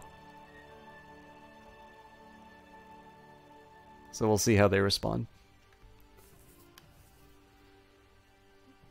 I've already spent money on people to assassinate the adventurer, so... The problem is that even when I spend money on it, it's not always that fast in accumulating enough intrigue. So, like, I'm at 54% right now, but even if I wanted to add other people, like, they're all strong negatives. Oh, nope, we got another one. So let's, 20 I can spend. So, I'll obviously keep this going on, but I'm a little suspicious of my ability to get enough plot power to take him out. In your game, the strangest thing happened. The Aztec Empire came and conquered Morocco. So you must have the Sunset... I think it's called Sunset Conquest DLC?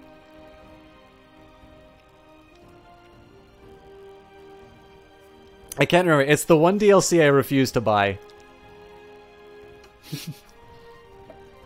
I believe Paradox's official stance on that DLC was, we made it on a weekend and please consider it an optional alternative history expansion. And I definitely consider it optional.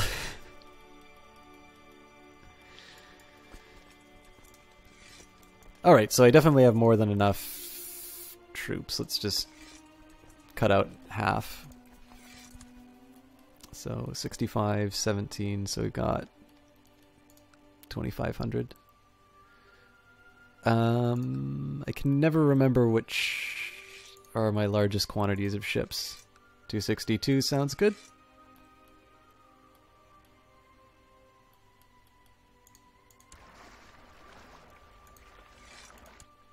By the way, thank you guys very much for letting me know about the ship levies one. That I remember wasting so much time trying to make that happen. So that's definitely a big time saver.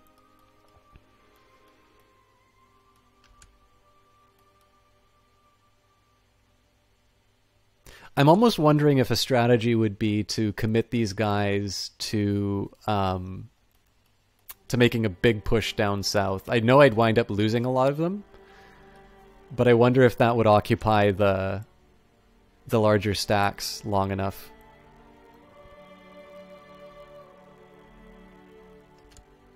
Also, how's my contribution going? I know I've fallen a little bit, but 56 to 16% isn't... I don't think that lead's going to be given up anytime soon.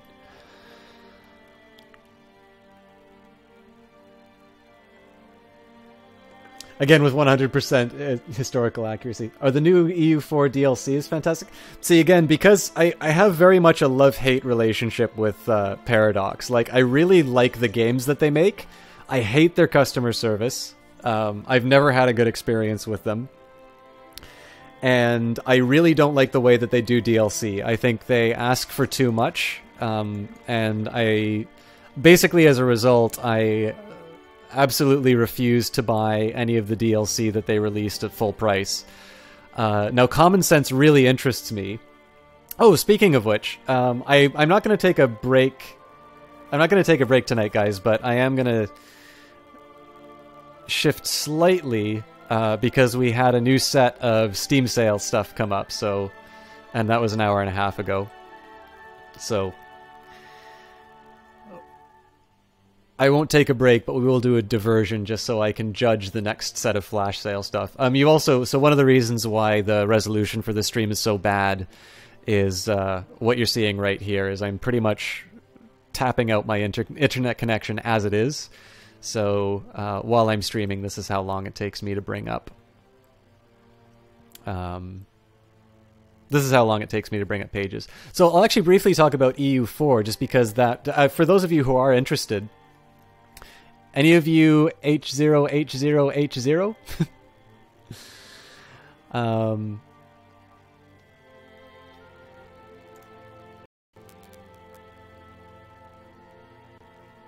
What's happening? Yeah. If this takes long to load, I'll skip it, but I was hoping to talk about... I like to talk about the Steam sales as they come up. Should just stream from your apartment? Yeah.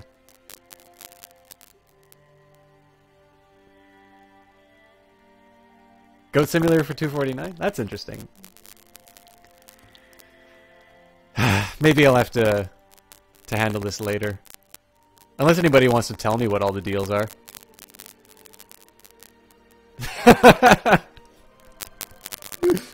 Oh, sorry, guys.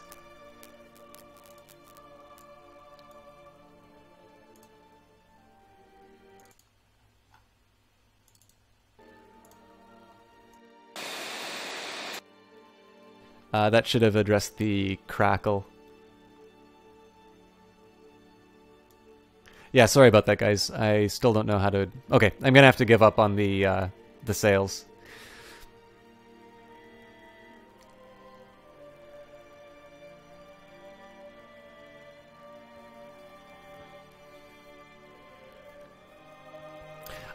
So yeah, Europa Universalis 4 went on the Steam sale today. I was particularly amused by the fact that they put the old DLC, the El Dorado.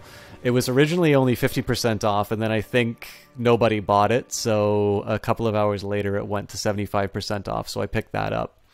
But generally I think Paradox asks for too much for what they give. So as a result, I will... I like the games, but I definitely... I will only buy them on fairly substantial discounts. If they were a little bit more customer friendly in terms of the way that they did DLC, or maybe even their customer service, I would reconsider. But at the moment, I'm not... I just think there are other developers that treat their customers a little bit better, and I prefer to support them where I can. So I picked up everything up to Common Sense. Oh, great. Thanks for sharing this. So we've got Car Mechanic Simulator, Hatoful Boyfriend, Call of Juarez. How is Call of Juarez? Everybody says it's really interesting. Shelter 2, Mass Effect 2, 50% off Assassin's Creed Unity. 35% off Rogue, Supreme Ruler, 989. Massive Chalice looks really interesting, actually. Seems a little bit in the spirit of here. I might pick that up. I already have Hatoful Boyfriend. 60% off Black Flag. Entire Dead Island franchise, 66 to 75% off. Worms franchise. I think I got the Worms franchise through Humble Bundle. Oh, wow. Fallout New Vegas went that cheap, huh?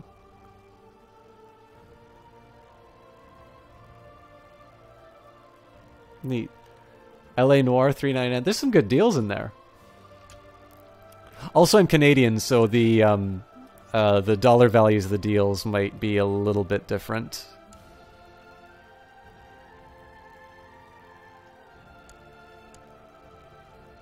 So this one I'm going to try and hold off a little bit longer than I would normally want. In the meantime,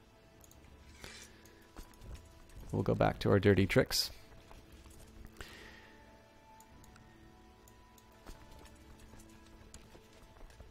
I'll maybe give it to the 9th. All right.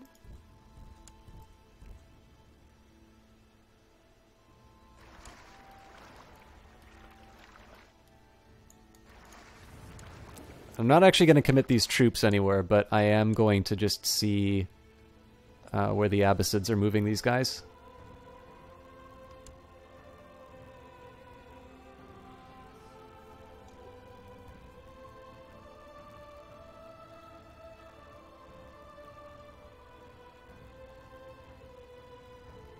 Ultimate General Gettysburg, LOL, this is a game.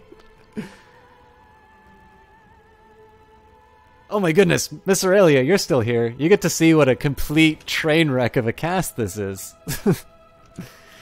How have you been doing? Alright, so I will ask you guys. Massive Chalice I am intrigued by. I've not decided... I'm sort of on the margin in terms of my budgeting for grad school. But I'm intrigued by Massive Chalice. Do any of you have recommendations that I should be paying attention to?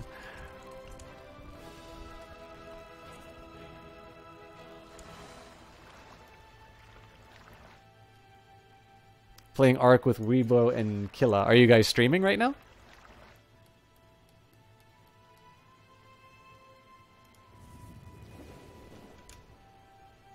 Yeah, thank you very much for posting out those sale prices. I kind of more intended like the highlights that you thought were worthwhile, but that's good to hear. You're not streaming. Oh. Serious Sam franchise 90% off is good. I really like Serious Sam. Actually, another question I have for you is the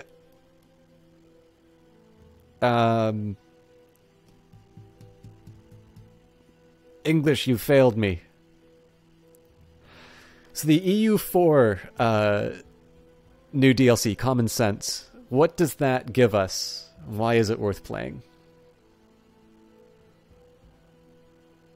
Ultimate Battle Gettysburg has very positive user review with 1217 reviews. 84 out of 100 Metacritic. I don't know, maybe it's a really good game.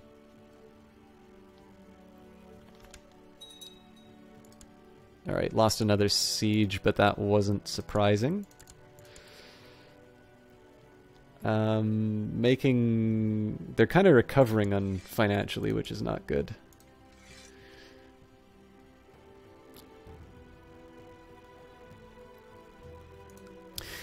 Maybe I do just buy a bunch of mercenaries and send 40,000 troops into their deaths.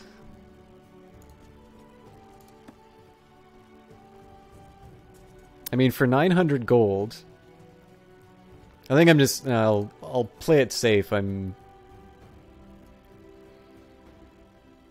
long as I don't ridiculously throw away these 20,000 I'm sending in. I need to feel a little bit more secure about where these guys are going. But if they're like, if these guys are just going to dither in this territory, one, they're going to starve to death, and then number two, they're going to like, then I'll be able to commit the 20,000 to a place where they'll find support. I think I land here and then I break them here. Yeah, we'll see how it goes. Changes the entire makeup of the parliament system, also building slots, completely revamped nation builder. Nazi dinosaurs with machine guns. I'm assuming you're talking about Miss Aurelia's game. New religions, HRE changes, provincial tax modifiers, subject nation Wow, okay, that's a lot.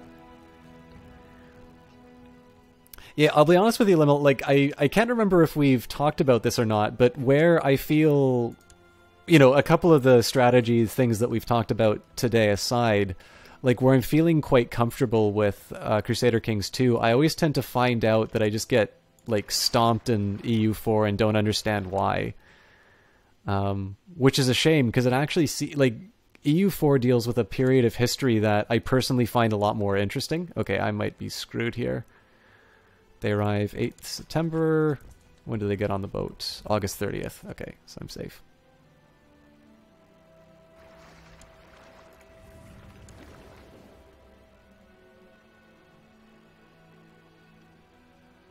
But yeah, I haven't put a lot of time into EU4 just because it's a game where I sort of feel like when I when I do something, I wind up getting sort of beaten inexplicably and don't have a good framework in terms of improving. Ugh, this could wind up being really costly for me, because I don't know where those 20,000 troops are, but what I think I'm going to do is I'll land the 20,000 here, I'll take more casualties than I want, and then we just go straight to the occupied territories.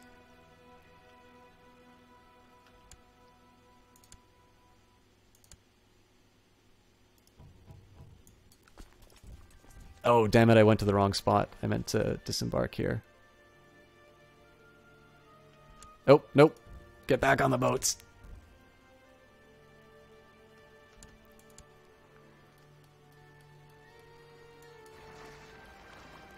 So I need to find a way to deal with these 20,000. Even though he's currently bankrupt, I can't afford a fair fight like that.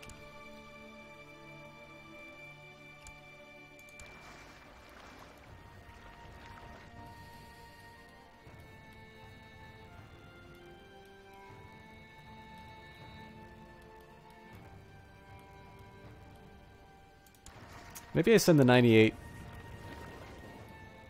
up north again. That seemed to work reasonably well. And again, as long as these guys keep wasting their time, these guys probably aren't going to finish the siege, but we can at least be a pain as long as we can. Yeah, rest in peace, Kunike Stack. EU4 battles are easy to... Okay. Oh, here we go. Your friend is raging right now about that very problem. Dice roll mechanic in the game is too arbitrary. EU4 battles are easy to win, so completely opposite from what Limmel says. Honestly, without the mod Veritas a Fortutio, the combat system is a bit malarkey. Just get 2 to 6 cavalry, lots of infantry, and enough cannons to fill the whole back line. Well, at the start of the game, you don't get cannons, though, right?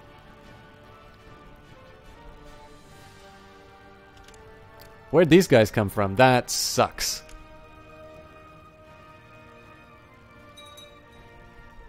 They're on to me. Well, at least it's only 1% that they gave me, but... Or I gave them, but... I'm really tempted to just buy my way out of this with mercenaries.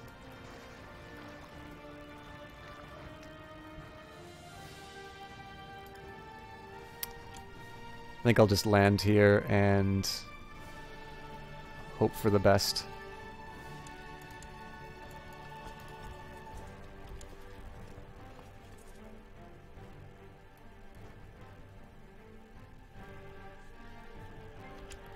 Oh yeah, okay, good. I can still siege.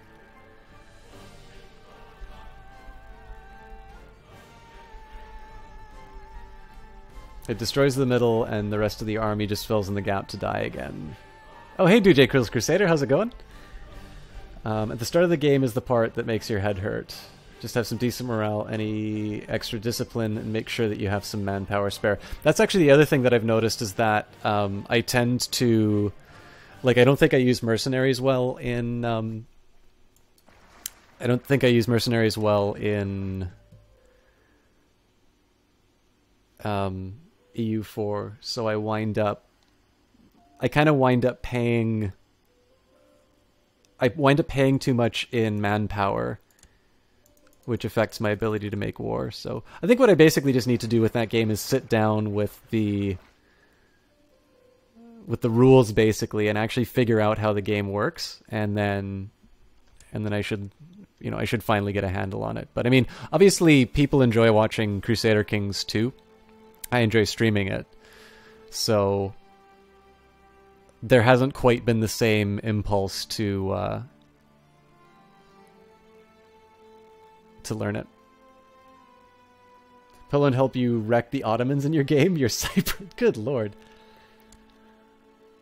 CK2 battles are much more complicated and only a bit harder. Well, I mean, other than this, other than like the nonsense that I was encountering with the Tengri, I actually find, okay, this is a time I really need to...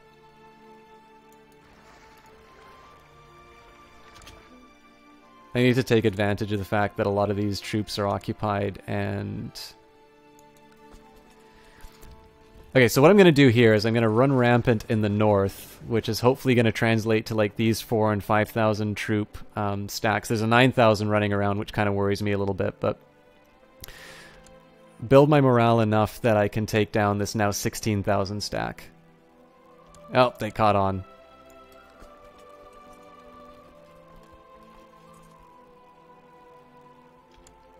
Well, still, as long... Okay, no, there's the... They get reinforced with the 9,000 and then it's game over.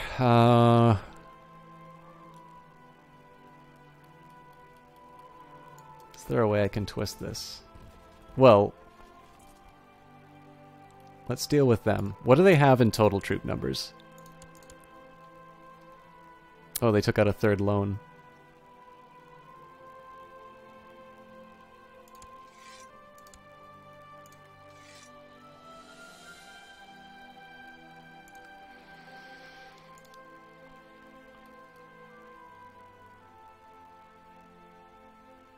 I mean, what I should really do at this point is bring the 7,000 home and then just pile these guys on. But I think the trick here is maybe just to bring in mercenary. Well, I never looked at what their troop numbers were. 57,000. It's tempting.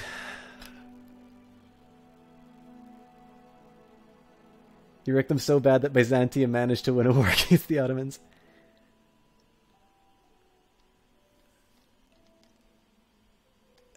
Yeah, I'm definitely not beating them with this 20,000. I guess the big question is do I try and run them through these different territories and split the... No, you know what? I think I just put these guys back on boats. I pick off what I can find.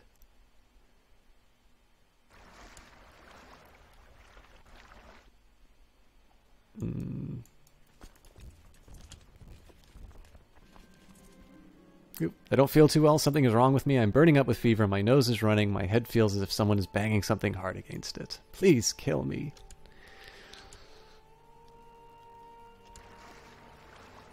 I am very worried about this. Oh, it's a siege. Okay, well, they're about halfway to a win. So let's go for mercenaries. We'll take one with a lot of archers and one with a lot of heavy infantry.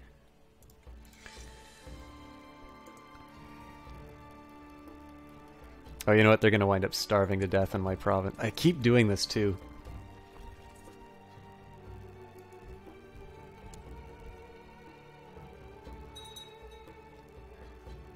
Still gives a substantial portion of my force already.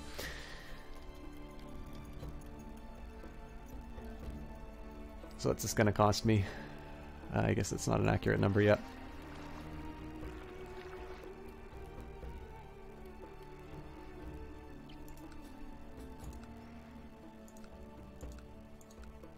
So I'm thinking I kind of disembark them all along here. The only catch is I really wish I had a better spot. Well, okay, no. Maybe what I do is instead of committing the 7,000, which isn't going to do that much, maybe I get them to do the same trick down south here. I use that to disembark the 20,000 troops along with the mercenaries. And that's what gives me my morale.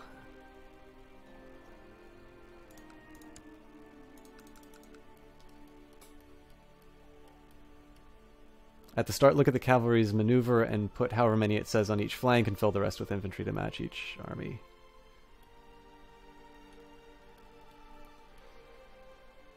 I'm assuming that's EU4 you're talking about.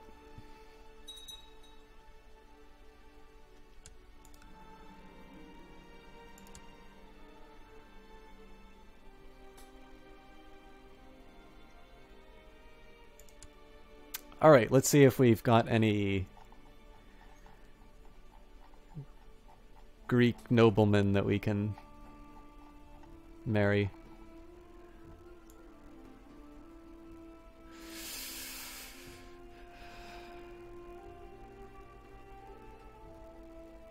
not that impressive, to be completely honest.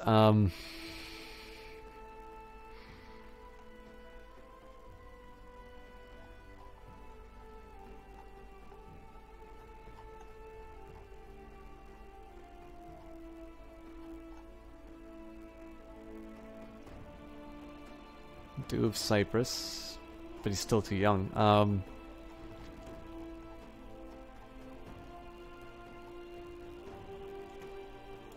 Maybe we'll go by rank. Alright, still not very impressive.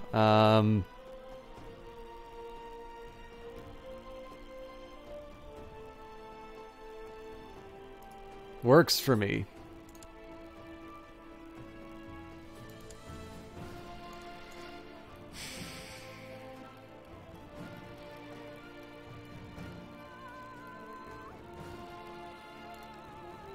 These numbers are falling. Okay, but there's still enough to maintain the siege.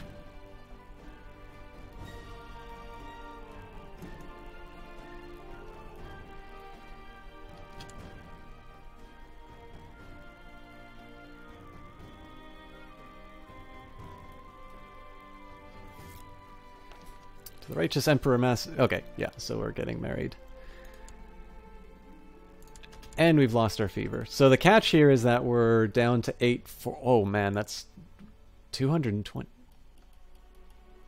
The mercenaries really cost that much? I screwed myself if that's how much the mercenaries cost. Yep. I don't know if I can afford to keep them this long. Alright, well, we'll raise all the boats and hope to God that we get there in time. I mean, I can expel the Jewry, but that's definitely not gonna... that's definitely not gonna be enough.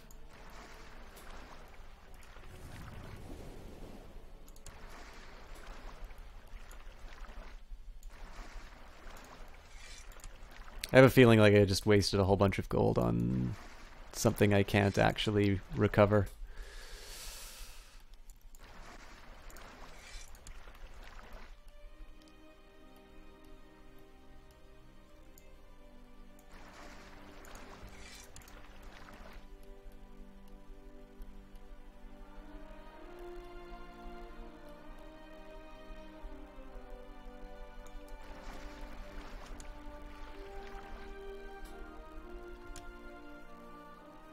Hey Black Dahlia, how's it going? You had another multiplayer game as Milan, your friend was Russia with almost 300,000 troops, you managed to beat him, you attacked one of his smaller stacks in the mountains over a river, all of your allies' troops piled in, 110k versus 135 still won. That's a Crusader Kings 2 game?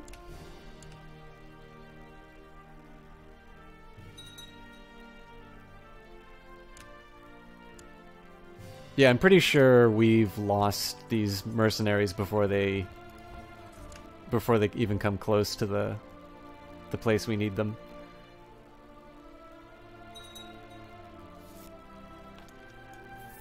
Well, at least the tithe helps.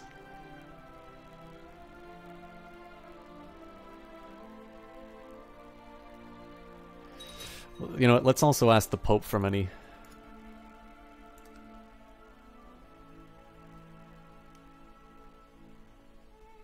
I have free investiture, but he really likes me. Ugh. I don't want to change. I don't want to change my laws just so I can get 800 bucks. Oh, and an EU4 game. Okay, that makes sense. You can't stop thinking about Elite Dangerous. It looks really impressive, but I mean that's an expensive game. I can't... I mean, especially, I don't suspect my computer can probably run it that well.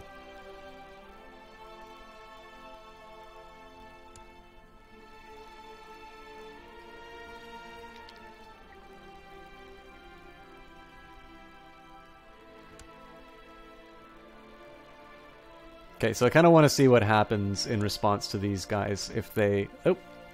The Teutonic Order, in an effort to defend Bohemia against pagan attacks, King Oyer has granted the Teutonic Order the county of Finkinkeren. This province has never been fully settled and many of the population are still heathens. A noble gesture will only help protect the endangered frontier of Bohemia, as well as further the holy war against pagans. The infidels should tremble.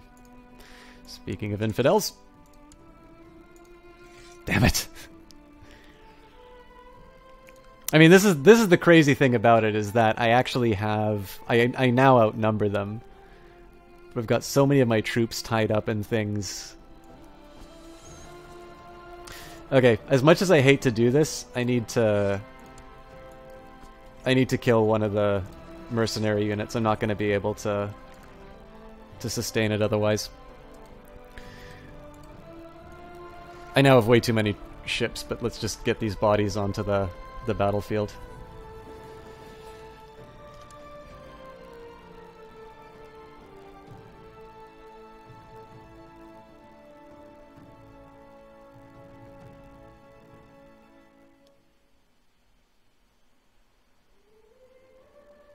So I'm still losing a ridiculous amount of money, but at this point I have both the option of expelling the Jewry to extend the war. I probably can't ask the Pope for money, but it's enough to sort of get me by. It's because Milan is Western and has better military tech than Russia. If Russia attacked you, you'd be scared. I wouldn't blame you.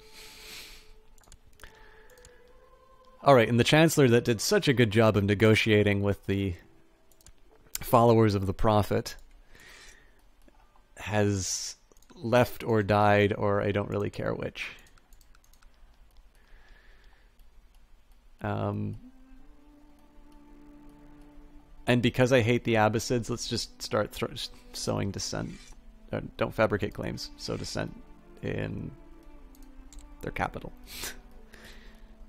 In case you haven't noticed, I really don't know how to sow dissent properly.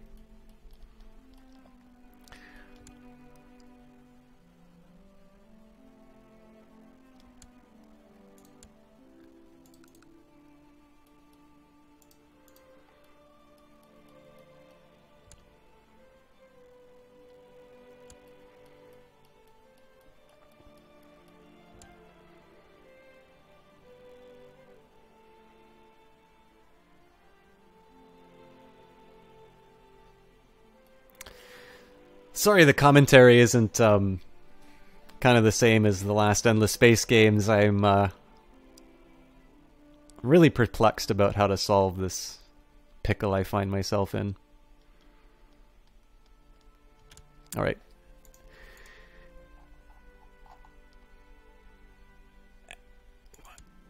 We expel the Jewry in the name of finance. Still don't know if that's going to be enough to get them in position.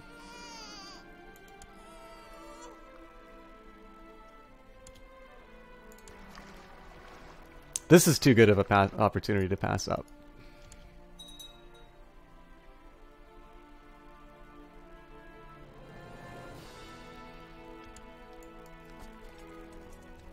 Now, they're going to be flying blind, so here I actually want to retake those territories. And I'm really tempted to take on the 5,000 troops, but I suspect that's going to be followed up with a fairly strong...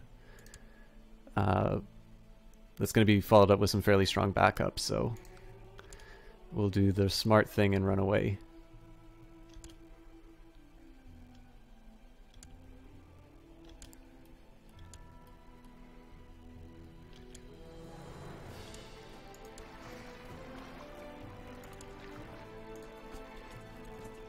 These guys, on the other hand, are going to take every single blow that comes at them, because mercenary lives are cheap.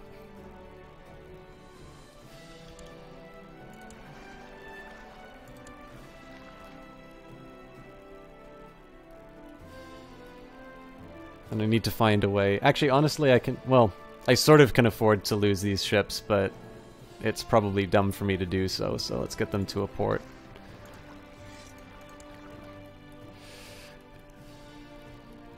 Are there any other straggler ships that I'm missing?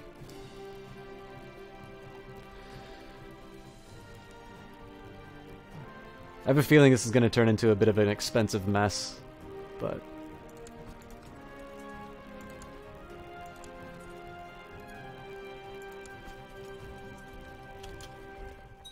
as long as the 18,000 can sort of cause enough damage to buy me some time, they'll have done their job. And then the added bonus is if I somehow manage to combine them with the 20,000 troops. And that way I start... Uh-oh!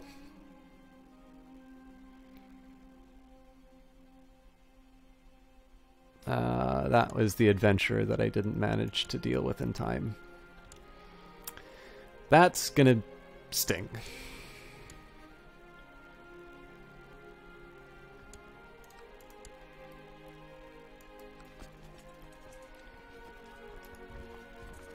Okay, I'm actually fine with that. So what we do instead is... face these guys on the field of battle, actually.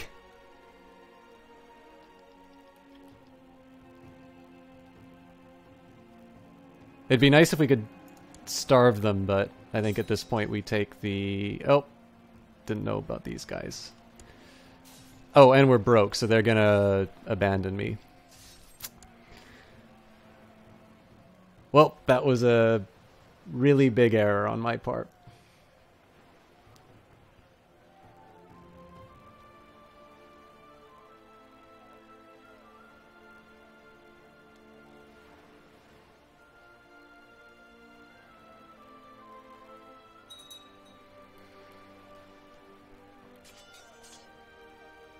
I suppose one consolation is this should hopefully take out a lot of their troops, but I think this is going to hurt me bad as far as war score is concerned. Yeah, so they lost 8,000 troops. Oh my god, we've got another adventurer after me.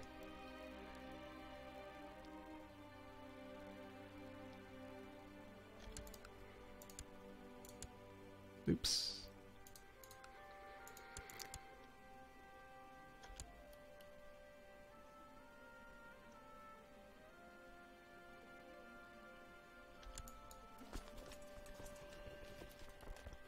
So until these guys voluntarily walk away, I'm just going to throw them at these small units.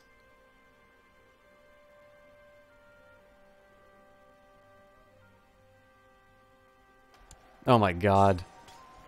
Well, at least they're distracting the 9,000, but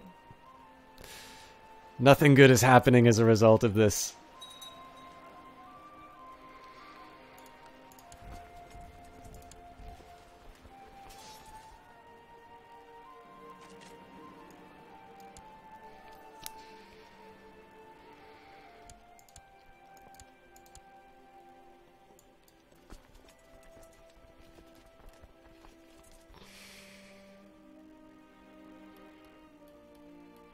So I think this is the time that I use these 7,000 troops to move in.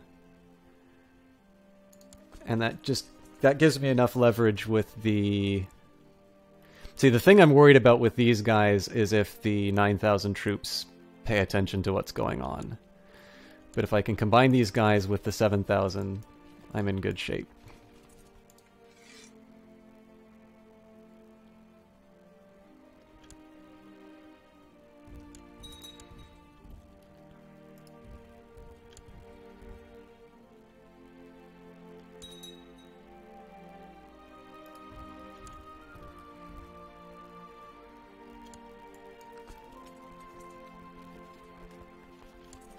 I'll let them die. And I think at this point, we throw away the boats. They're just costing me money.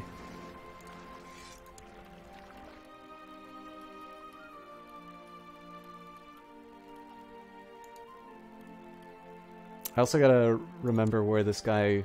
I can't remember what he was trying to claim. Claim on Bavaria. Oh, lordy. That's a lot of troops. This is the time I was going to wrap up. Okay, let's at least deal with combining these units. Or, sorry, the 15,000 and the 7,000. A 691% faction. That's insane.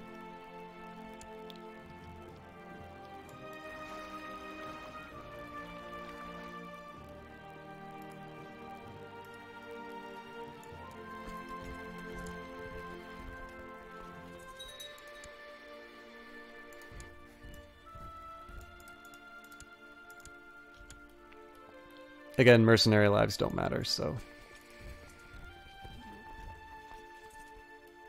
I don't know where the 9,000 went, though.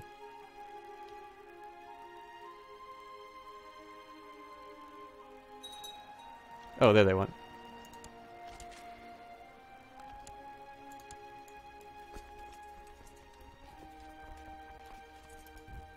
Wait a minute, did they... Oh, for God's sake.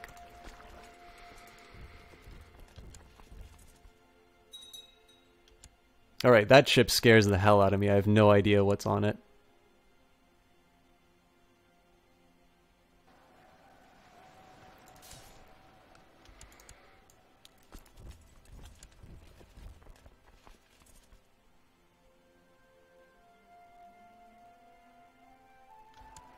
It's probably a mistake to put so many troops in here, but I really want to be certain about that one, so... The 7,000 are going to spend the rest of the time chasing these guys down. The 14,000 are going to go start recapturing my territories, because I don't think there are any big stacks anymore.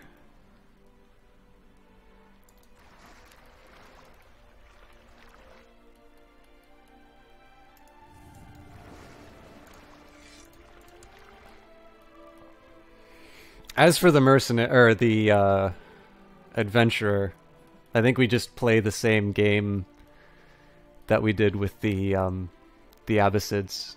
We draw it out as long as we can, and then hope that we build enough strength to deal with them.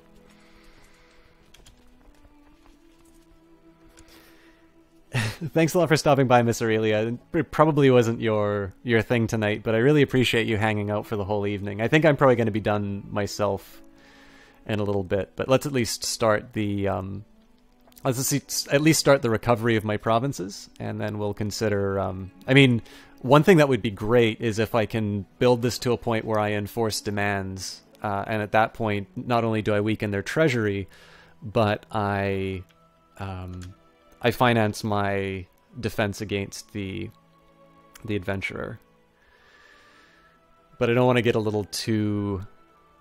I don't want to get a little too comfortable with this lead, just because there's a lot of ways that this can turn against me as well. At one point it was well past 700% too. Eventually they thought they might revolt and you quit the game before changing your underwear.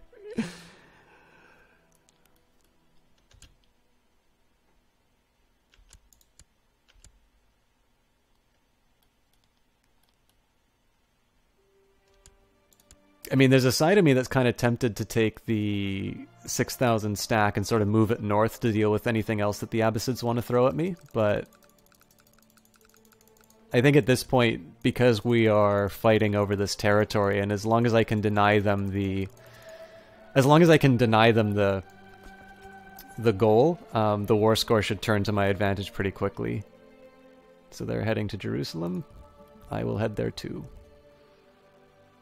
And actually, you know what? At this point, I know it's a little bit of a cliffhanger, but I am going to call it here. I think this is it's not an ideal place to quit, but I think it's as good as I'm going to get. So I'll do save and then save and quit. But that is, I'm going to say that's it for me tonight, just because I think any further, I'm going to wind up sort of committing myself to 2 more wars, and then all of a sudden it's going to be 1 o'clock in the morning. And as much as I would like to do that, I sort of talked about how I need to get my sleep schedule back on track. So, while I believe I can resign. Yeah, I'll hit quit just to be safe. But what I will do is let's find somebody to host so I can at least give you somewhere to watch on its own. This is actually the first that I've seen the numbers. There's quite a lot of you in chat, so I might be, this might just be entirely internal to myself. I'm definitely not feeling like I did my best tonight, but you guys were, as always, fantastic in terms of giving me some things to respond to. I'd also like to thank you guys for sharing so much of the game. Oh, hey, okay, before I finish, let's talk about the deals that are on right now. So, Goat Simulator, Stranded Deep, Age of Empires 2, which my friend Sophie really likes, but it's a Windows-only title, so I'll not pick up. If you guys have not got the Stanley Parable, I strongly recommend you consider it. $4.24 Canadian is a very good price for a game that I think is very original. I haven't heard of Hunter Primal. Again, Resident Evil is a Windows-only title, so not quite ready to consider it. Kerbal Space Program's a lot of fun. I do think 32 is a bit pricey when there are other games which are... Like, there's a lot of fun that you can have with some very inexpensive games. Kerbal Space Program is a lot of fun, but it's a little rich for my blood, to be completely honest. Hey, Jesse Quill, I'm so sorry. I'm actually just going to be wrapping up for a little bit, but I was just going to run over what I was seeing in terms of the deal. So, I mean, I'll tell you, I think Kerbal Space Program is really good, and even at like a $42 price tag, like it is a game that has a lot of love behind it. But when I think about something like, if you've never played the Stanley Parable before, like, play that, and it's $5. If you like Crusader Kings 2 style games, Europa Universalis is currently the one that's on sale. The DLC is at a price I'd be willing to pay for it, for 75 off. But I will admit, like, if you think Crusader Kings 2 is complicated, I think Europa is even worse. But yeah, see, I agree, Raging 10-year-old. I think, by the way, guys, what am I doing? Where are my manners? Jessie Quill is a tremendous friend of this stream. I cannot remember the number of times that she has shouted me out on her stream. I think a lot of you know her already. She has got a number of qualities that make her really good as a caster, not least of which, I think this goes a little underappreciated. Her ability to do layouts is utterly fantastic. She's recently revamped it. It's a very sleek, very modern look to it. But nobody watches streams just for layouts. Her greatest gift as a streamer, of which there are many, is she has this magnificent capacity for facial expressions. This on its own makes the stream worth watching. Absolutely beautiful personality. Somebody who very clearly puts a lot more effort into streaming than I do, but more importantly, constantly strives to entertain. I think through my interactions with her, somebody I've learned who puts a lot of care and thinks about how to make the stream better even when she's not live. So if you guys have not done yourself the favor of watching a Jessie Quill stream, please click on that name and hit follow. She is a wonderful caster. This is where I spend my time when I'm off. And again, another member of Team Panda. A lot of people who I really respect, but I would say out of the members of Team Panda, Jessie Quill sort of stands head and shoulders above people like me, certainly in terms of the streaming qualities. Just in every regard, somebody who puts a lot of effort into their stream, and it shows. So,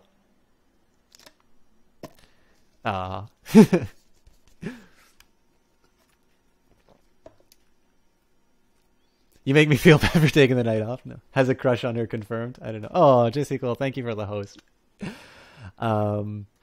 Jessie Quill also has a certain talent for doing sultry voices on streams, which makes many viewers weak at the knees.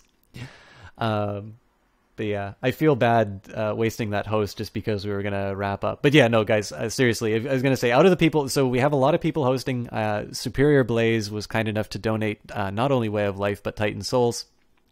A wonderful streamer. Got to watch him and Kite260 play Portal 2. Wonderful chemistry between those two. And again, just because I've spoken very highly of Jessie Quill does not mean that they are any less of streamers. Jessie Quill, in some ways, I will count as my stream mom, because she always answers the silly questions that I have in terms of doing a high quality. But you'd also like to second any of all things stated by System Shock in regards to Jessie Quill. There you go. There we go.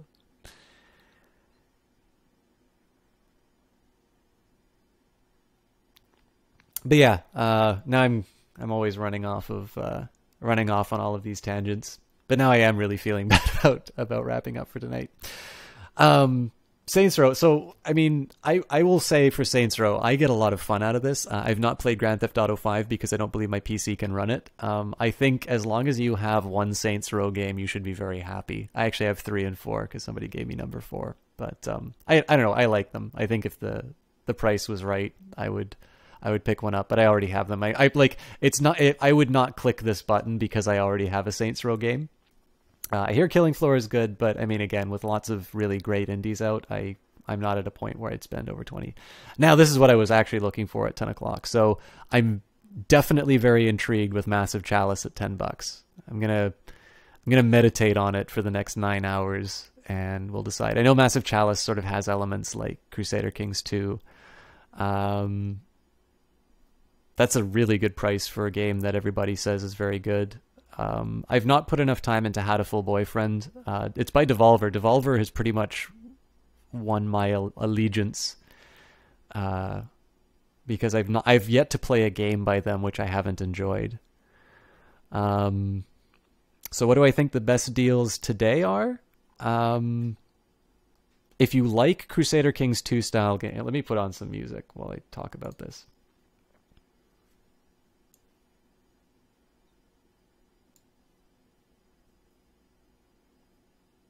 You'd love to watch me play both of them. Sorry, Jesse Quill. I completely missed which 2 games you're referring to. What are we gonna do?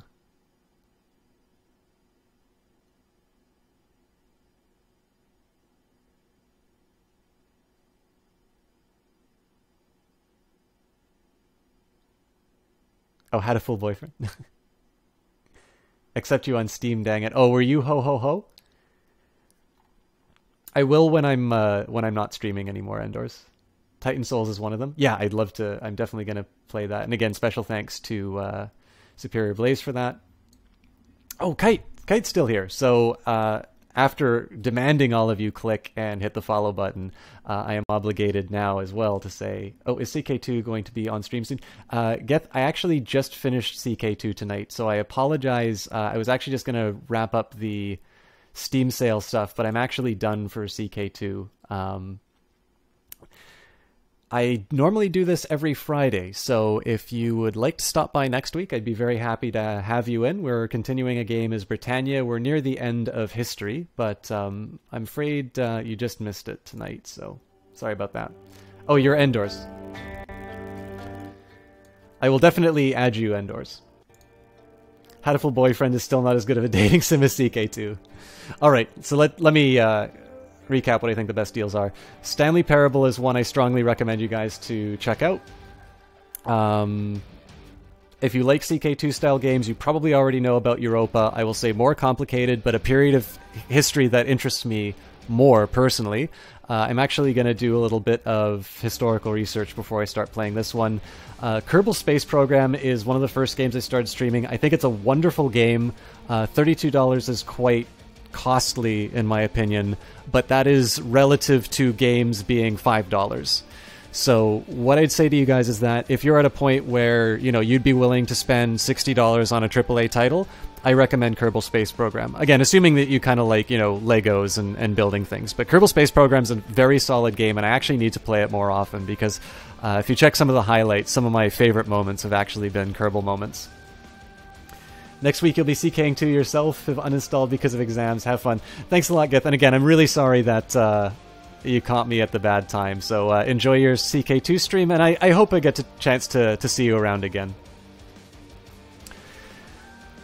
What else? Again, Saints Row, I think if you look at again, because of my internet connection, it's going to take too long to load, but if you don't own one Saints Row game, I'd say pick up Saints Row, honestly 3 or 4. 4 is probably the better one to pick up just because it's slightly newer. There's not a huge difference between the two of them, but like honestly, Saints Row is big, boisterous, it's a lot of fun. Assassin's Creed everybody kind of knows about. I don't know the individual deals on it. And then for flash sales, which are the ones I'm most interested in, Mass Effect 2, wonderful story. I've not played the third one. I actually even haven't played the first one. But if you haven't picked it up yet, it's one to play. I'm intrigued in Massive Chalice. Again, I'll figure out whether or not I pick it up. and I've been really interested in LA Noire, so I'd say the time-sensitive things to pick up: LA Noire, Massive Chalice, and Mass Effect 2. One other... okay, actually... I'm done for CK2 tonight, but let's get a quick show of hands. If I were to do, let's say, another 30 minutes of a game, would you like to see the game that surprised me out of the Steam sale? Or should we save that for Monday's stream? Jesse Quill hasn't played third Mass Effect either. Well, I know what's coming up after KOTOR then.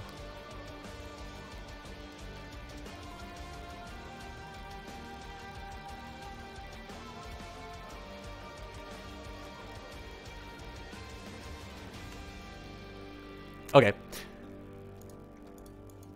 I think I can afford another 30 minutes.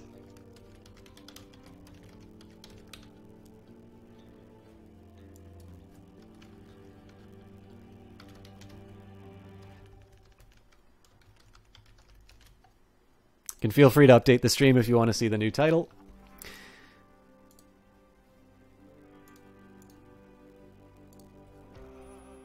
So, the game I'm going to show you is a bit costly. This is by a developer called Mode 7. It's called Frozen Cortex. So if any of you have gone online and seen Frozen Synapse, same people who made it, they have got a wonderful YouTube channel. Now, one of the owners of... by the way, sorry guys, this is the best I can do for... This is the best I can do for visuals, because if I do full screen, it gets all stretched and everything. No worries. Yeah, so we'll do 30 minutes of Frozen Cortex so I can show you how interesting I think this game is. I'll give you a little bit of a background on this. I am going to play more of this on stream on its own, but especially because we've got some new challengers in place. By the way, guys, excuse me, I just noticed we're one follower away from 200. That's exciting. Well, I'm setting this up. Kite's in chat, Jesse's in chat. If you haven't clicked their names and hit follow yet, please do so. So I'll talk a little bit about Mode 7. One of their owners is an electronic musician who goes by the name of Nervous Test Pilot, and he usually puts some of his music in along with these games, and I think this game's got a fantastic soundtrack. I think I was yelling over the game because I actually had it just turned up so loud.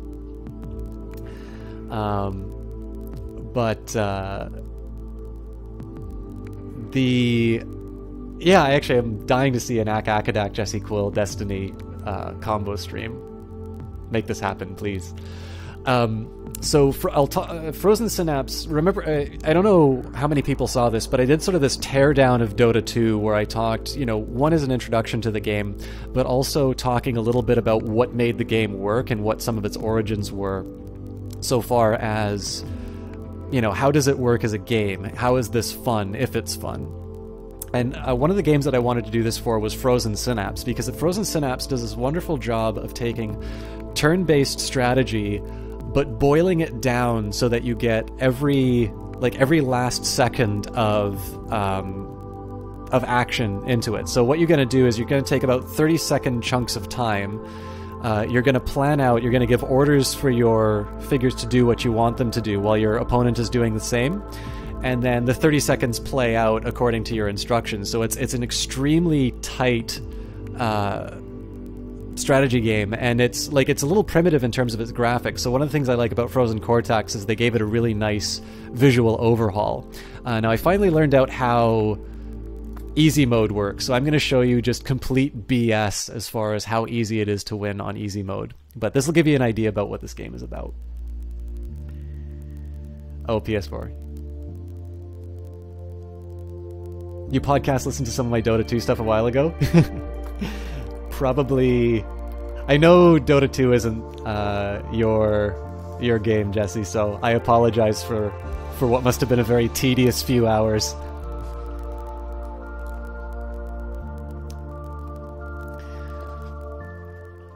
Is the music audible for you guys? Hi there, I'm Bob Jansky, and I'm known to humans as the Auditor. We're here live at Fort Stark Field with System Shock versus Colonel Levine, and it's shaping up to be quite a match. I gotta turn the volume up a bit. Thanks, Akadak. So yeah, the Frozen series, Frozen Synapse and Frozen Cortex are going to be the next games that I do, like the complete breakdown in terms of how they work. But for here, I'm going to show you Frozen Cortex. So in easy mode, once the AI has finished his move, you can view it or change your plans accordingly if you so wish. To do this, click on the green view link near the top of the screen. So basically, there's no way that I can lose this match. I'm going to be able to see what the opponent is doing. You can listen to me read an economics textbook with my voice and it would be excellent. Ah, well, incidentally, Endors, just give me a second here. Enjoy the music.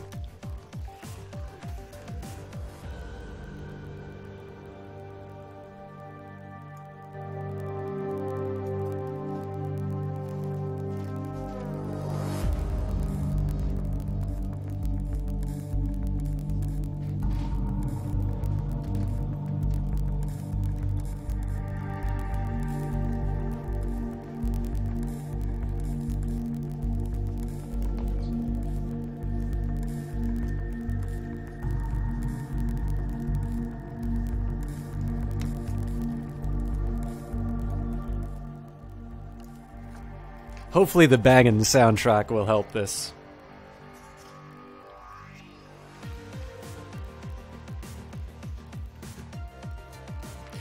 Chapter 1. The Solo Growth Model.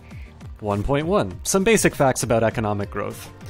Over the past few centuries, standards of living in industrialized economies have reached levels almost imaginable to our ancestors. Although comparisons are difficult, the best available evidence suggests that the average real incomes today in the United States and Western Europe are between 10 and 30 times larger than a century ago, between 50 and 300 times larger than 2 centuries ago. Footnote: Madison 2006 reports and discusses... No. Alright, let's talk about Frozen Cortex.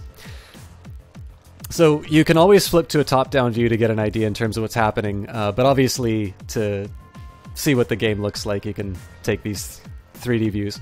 The armed forces, the team I'm going against, which is this green group, is going to go first.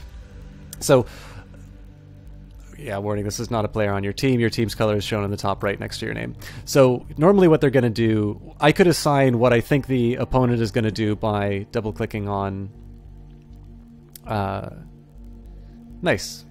Let's turn off notifications. Thank you, Raging 10-year-old.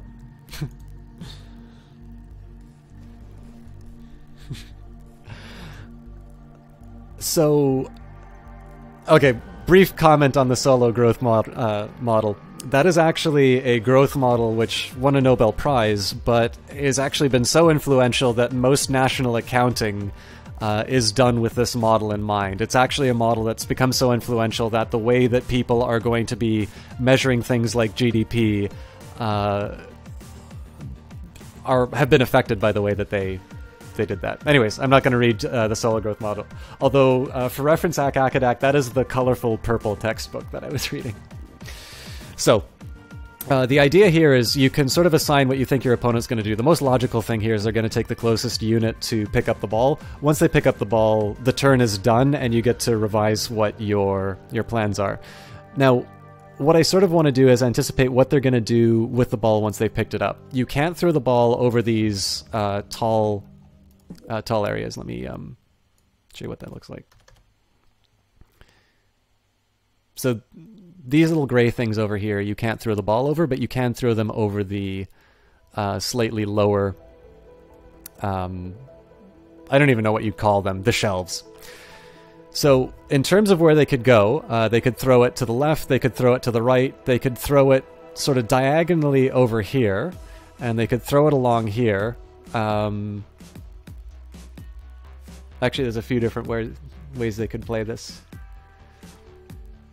So first thing I want to do is actually move this guy to the center. My reasoning for this is if they try to run up the middle, he'll be there to block it.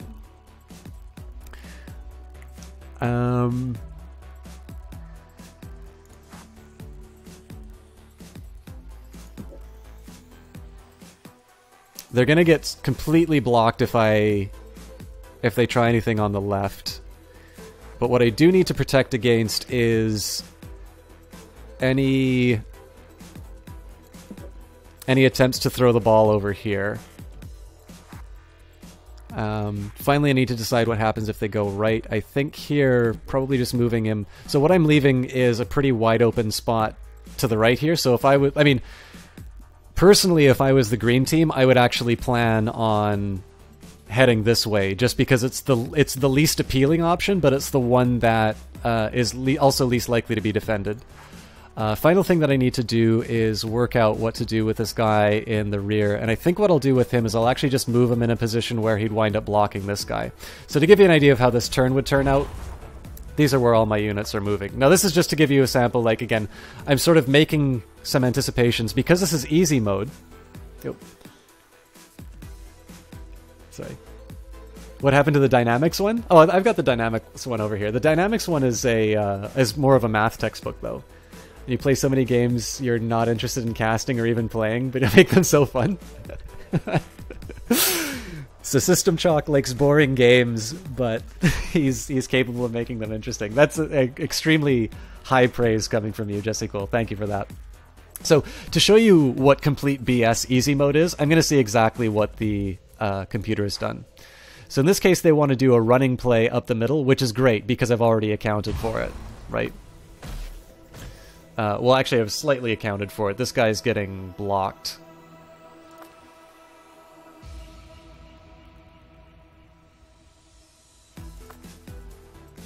Or are they throwing? Yeah, they are throwing. So what I should do instead...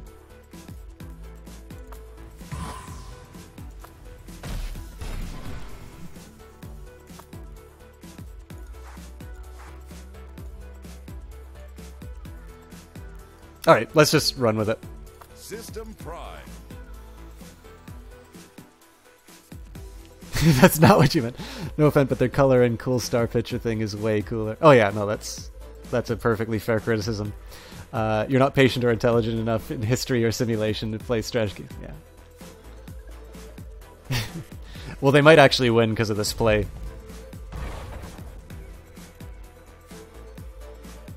So the biggest problem that I run into is that my guys get clobbered with this positioning.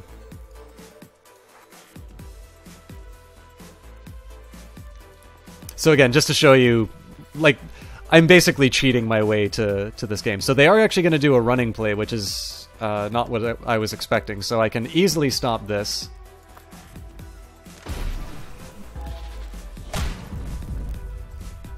Okay, that's interesting, actually. I thought I was going to block that, so we'll slightly adjust his path.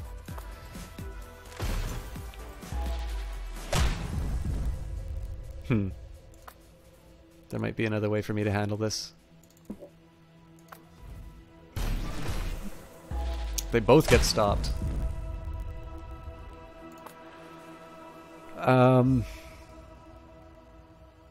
Okay, so I'm going to accept that they get this 2 points.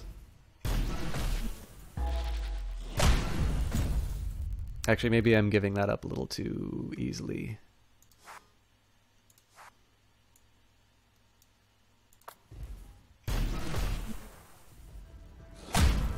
Alright, so these guys are clustered all to hell, but I know exactly what I want to do about this. System Prime. Look at those emotes. Talking about branding.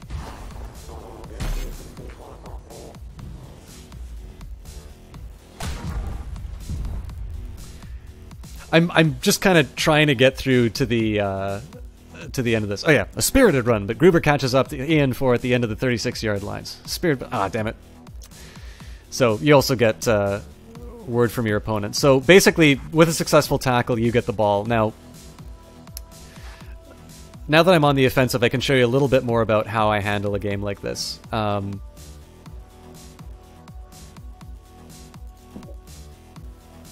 I'll do actually a complete BS move,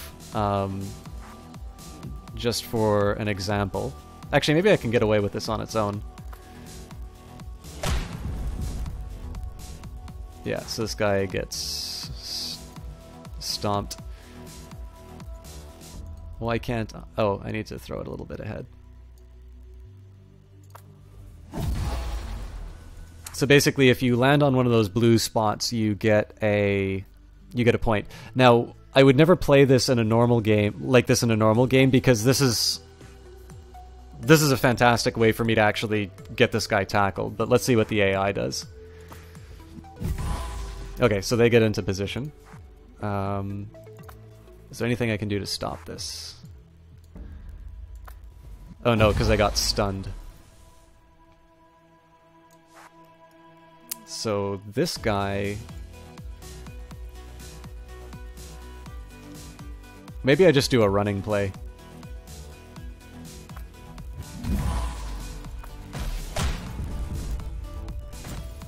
Nope, I'm good. So here I'm just going to move everybody down the field.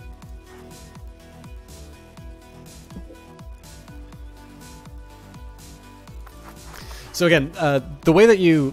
normally you don't see what your opponent is doing, but the idea here is that you just sort of... You make your best guesses in terms of where your opponent's going to be, and you can add a little bit more refinement. Like this guy's currently just moving up to the middle, so I'm going to move him over here. The anticipation is that once the AI realizes that they've defended here, but they've left the right-hand side with all of these goals undefended, they're going to try and move people to intercept, so he's going to be there to block them. Cut down, but that's still lots. You just watch Hearthstone and Binding of Isaac? I need to do Binding of Isaac, actually. I like that game. Oh, and you know what? I haven't moved this... Oh no, I have moved him. Alright, so let's prime it.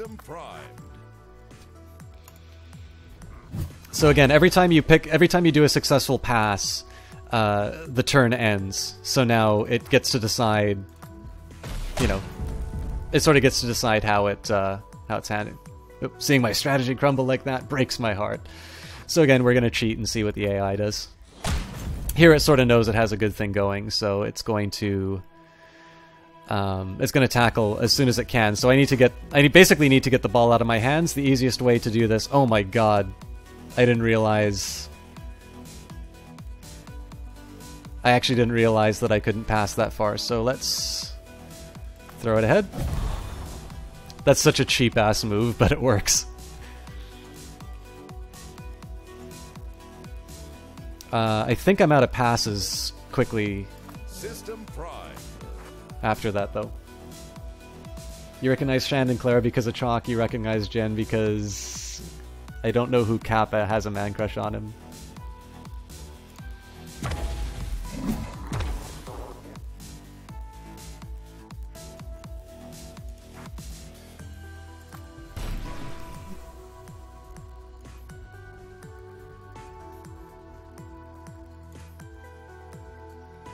Okay, so I need to adjust where these guys are going first. Basically, I need them to run interference, and then I'm going to send this guy to... He needs to move around the other end first. Again, all this planning that I'm making means nothing because I just get to see what the enemy does. And they're basically allowing me to... They're allowing me to get away with murder. Nobody's challenging this...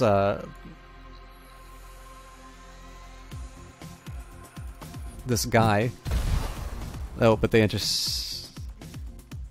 Or is that one of my guys? Yeah, I think that's one of my guys. I hope that's one of my guys. Okay, cool. System Prime.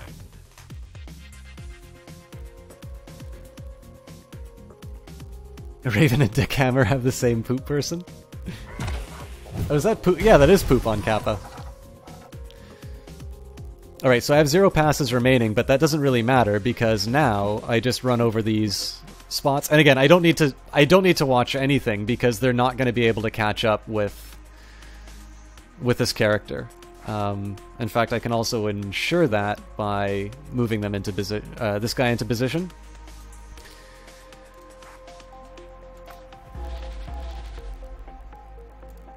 System Prime. Oh god. Sorry, I completely ran over that. Okay.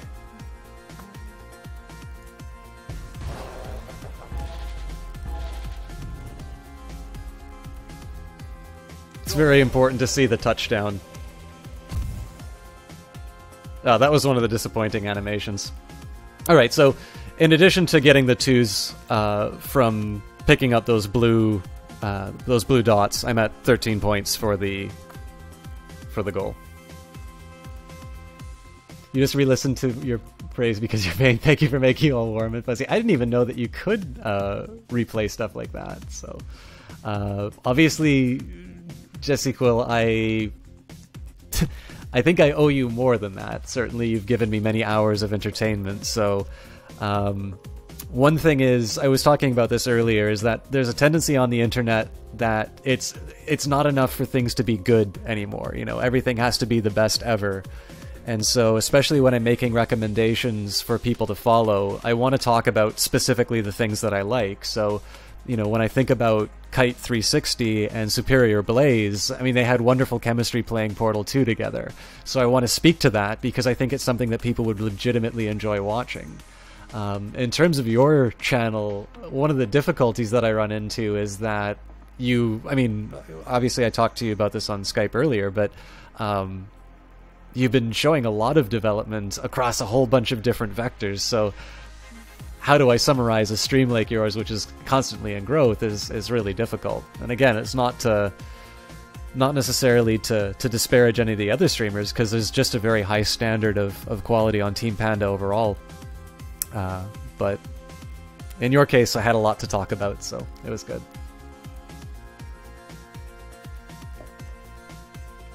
All right. Let me just dust off my glasses, and hopefully we shouldn't. It's 6 turns left in this match, so hopefully I won't bore you too much longer. In this case, I start off with the ball, so the first obvious move that I do is to pick it up here. What I need to decide, though, is how do I move next? I'd be really tempted to move to the left so I can get these 2 dots, but unless, like, what would require me to do that is assume that my enemy is going to act against their interests. They're going to take the 2 units that it has here and move away from this left-hand side. That's not very plausible. So the other thing I could try and do is what they did, which is to move up the middle. Now, I don't like that option either. So what I'm going to do instead is I'm going to move these units into a choke point. And actually, I'm going to do something sneaky. So from here to here. So what I'm trying to do with this is watch how my opponent moves before I commit myself to a course of action, and basically get them to signal what their intentions for defense are. Obviously, I'm playing easy mode, so I get to see exactly what they're doing. And it looks like they're just standing still. Okay, this is perfect. So I'm not actually changing any of the original strategy.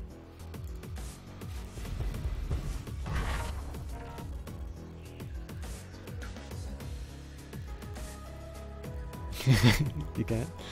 10-year-old, why? You say you wish you were a streamer, but what's stopping you? Oh, sorry, I'm not reading the commentary. That's my bad. I know there's a reason you guys are here. That's the audio.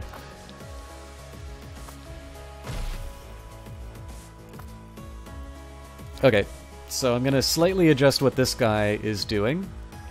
I'm going to move him to this... Oh. I'm going to move him to this position. Now, I'm going to slightly adjust this guy's positioning.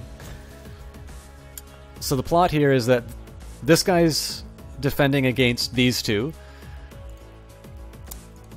This guy's going to receive the ball. And I'm moving this guy here so that he can deal with this unit. Now, I'm a little more doubtful of this particular strategy, so I might adjust it after I hit view.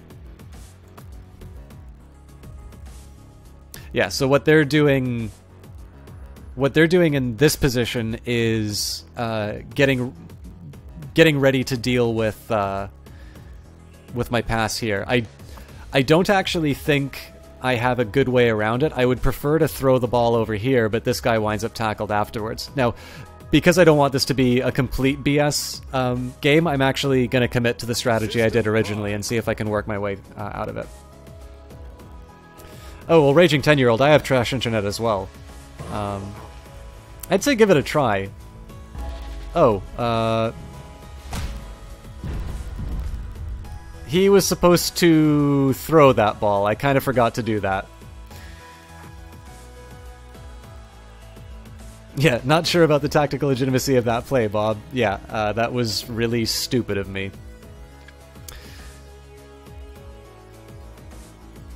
So I'll talk a little bit about strategy before I do anything. The most likely move here is to throw this, but this bot's here to deal with them. So one thing I'll do slightly differently is run into position. Yeah, so I've pretty much got them locked down. We'll see how this turn works out. Oh, see, this is where I suck, so I don't feel bad at all doing this. Because obviously I was supposed to throw the ball anyway. System Prime.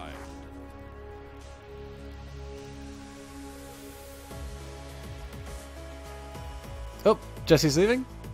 Or are you leaving? Oh, Jesse falls asleep. I was hoping to show you the game in its full glory in the end. Have a good sleep, Jesse Cole. Thanks a lot for stopping by. We've got 3 more turns, and then I can show you sort of what this game does at the end.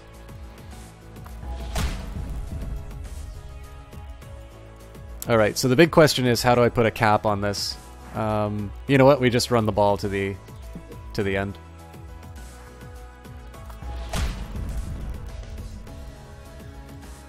Oh, actually no, I need to position myself for the next play.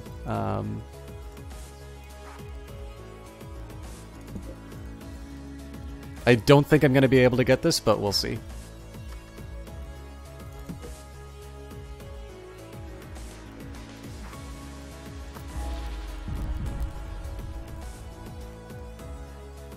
System Prime.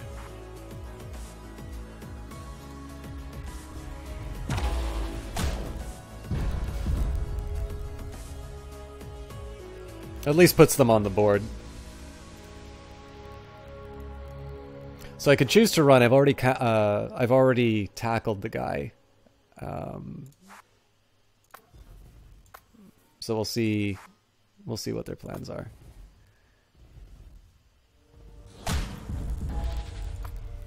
All right. So I think what I do here is I just throw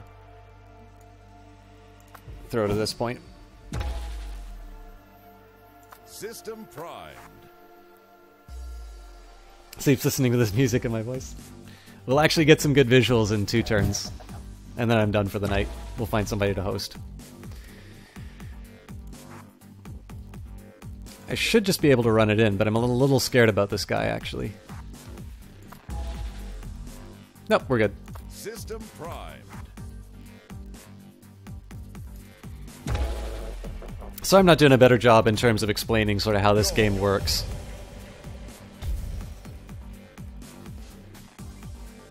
You won the match. Okay, so clearly when you're able to see your enemy's moves, it's very easy to win this game. So here's what's neat about Frozen Cortex. It's like, obviously that took some time, right? I said that we would do about half an hour of Frozen Cortex. We've done half an hour of Frozen Cortex. So all of the time that you spend strategizing, obviously you'll spend a little bit more time when you're uncertain about what your opponent's about to do. You start kind of going through permutations. Generally, you move the enemy's units so you can sort of figure out what their ideal strategy would be. But then you can watch the full replay. So this is what the match looks like when you don't strategize. And I'll turn the music up.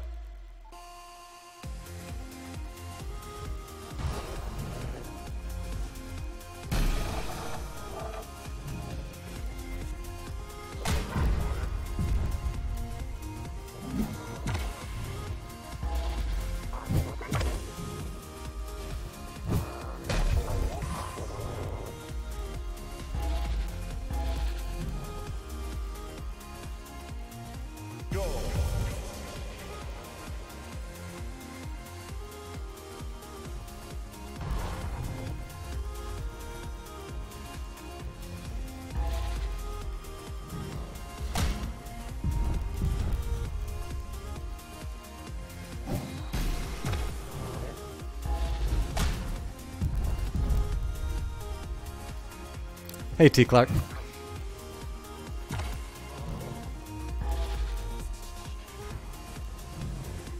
Go.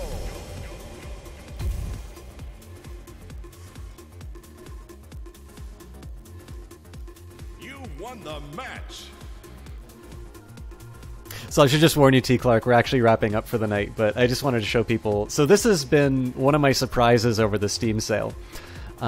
It's not necessarily, like right now it's not on that big of a discount at all. I got it during one of the flash sales. But this is what... Frozen Synapse is available for a song. In fact, I know Black Dahlia gave you... I know Black Dahlia gave... You know what, let's just do the... We'll do the full replay again, just so you... By the way, you can export these to YouTube as well. But I'll talk about the game while I go over. So Frozen Synapse is available for something like $2, and it comes with a spare copy, so you can have one to give your friends. Frozen Synapse does this for tactical combat. The visuals aren't quite as polished as Frozen Cortex. But a similar idea, like you'll have snipers and machine gunners and shotgunners, and you're going to try and move them through an environment to gain a tactical advantage. What I really like about the way that Mode 7 makes these games is, again, you can see what I was talking about, like that 30 seconds of action, which when you watch the replay is just this really dynamic game. You're making every individual split-second count in terms of your strategy. For the purpose of this demonstration, I kind of wanted to, you know, I wanted to make sure I wasn't doing anything too ridiculous, because I'm really bad at this game.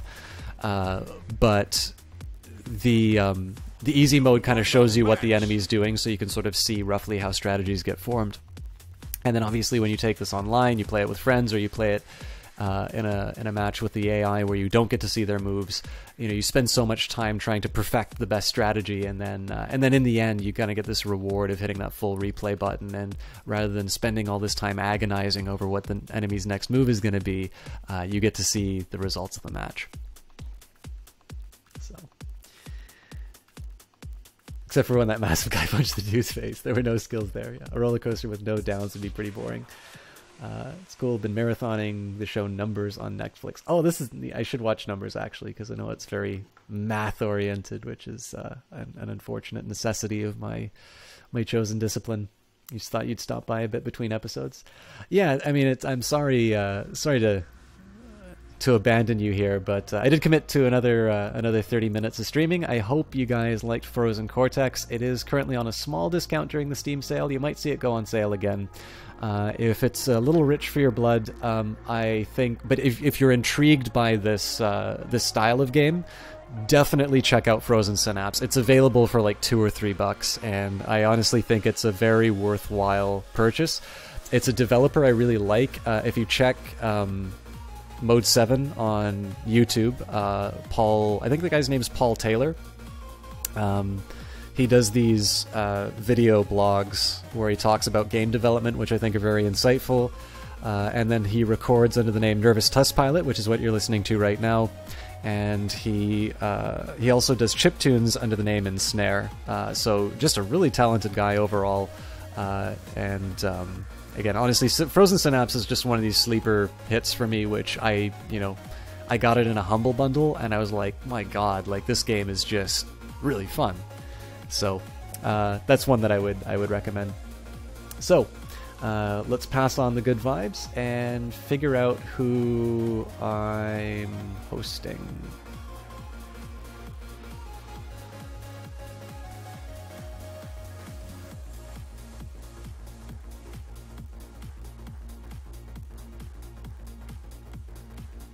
Let's trying to go by smallest number of viewers, but everybody I know always has so many viewers. You know what? I think it's been a little while since... Actually, you know what? You guys like Hearthstone, so let's say hi to Claudia. So the streamer I'm going to be hosting is Mantastic. Again, I just remind everybody, so we've had Kite260, Superior Blaze hosting the channel tonight, along with Jesse Quill. If you guys have not hit follow on them already, I don't know if a third attempt, but Kite260 and Superior Blaze were both doing Portal 2. They've donated money to the stream. They've donated games.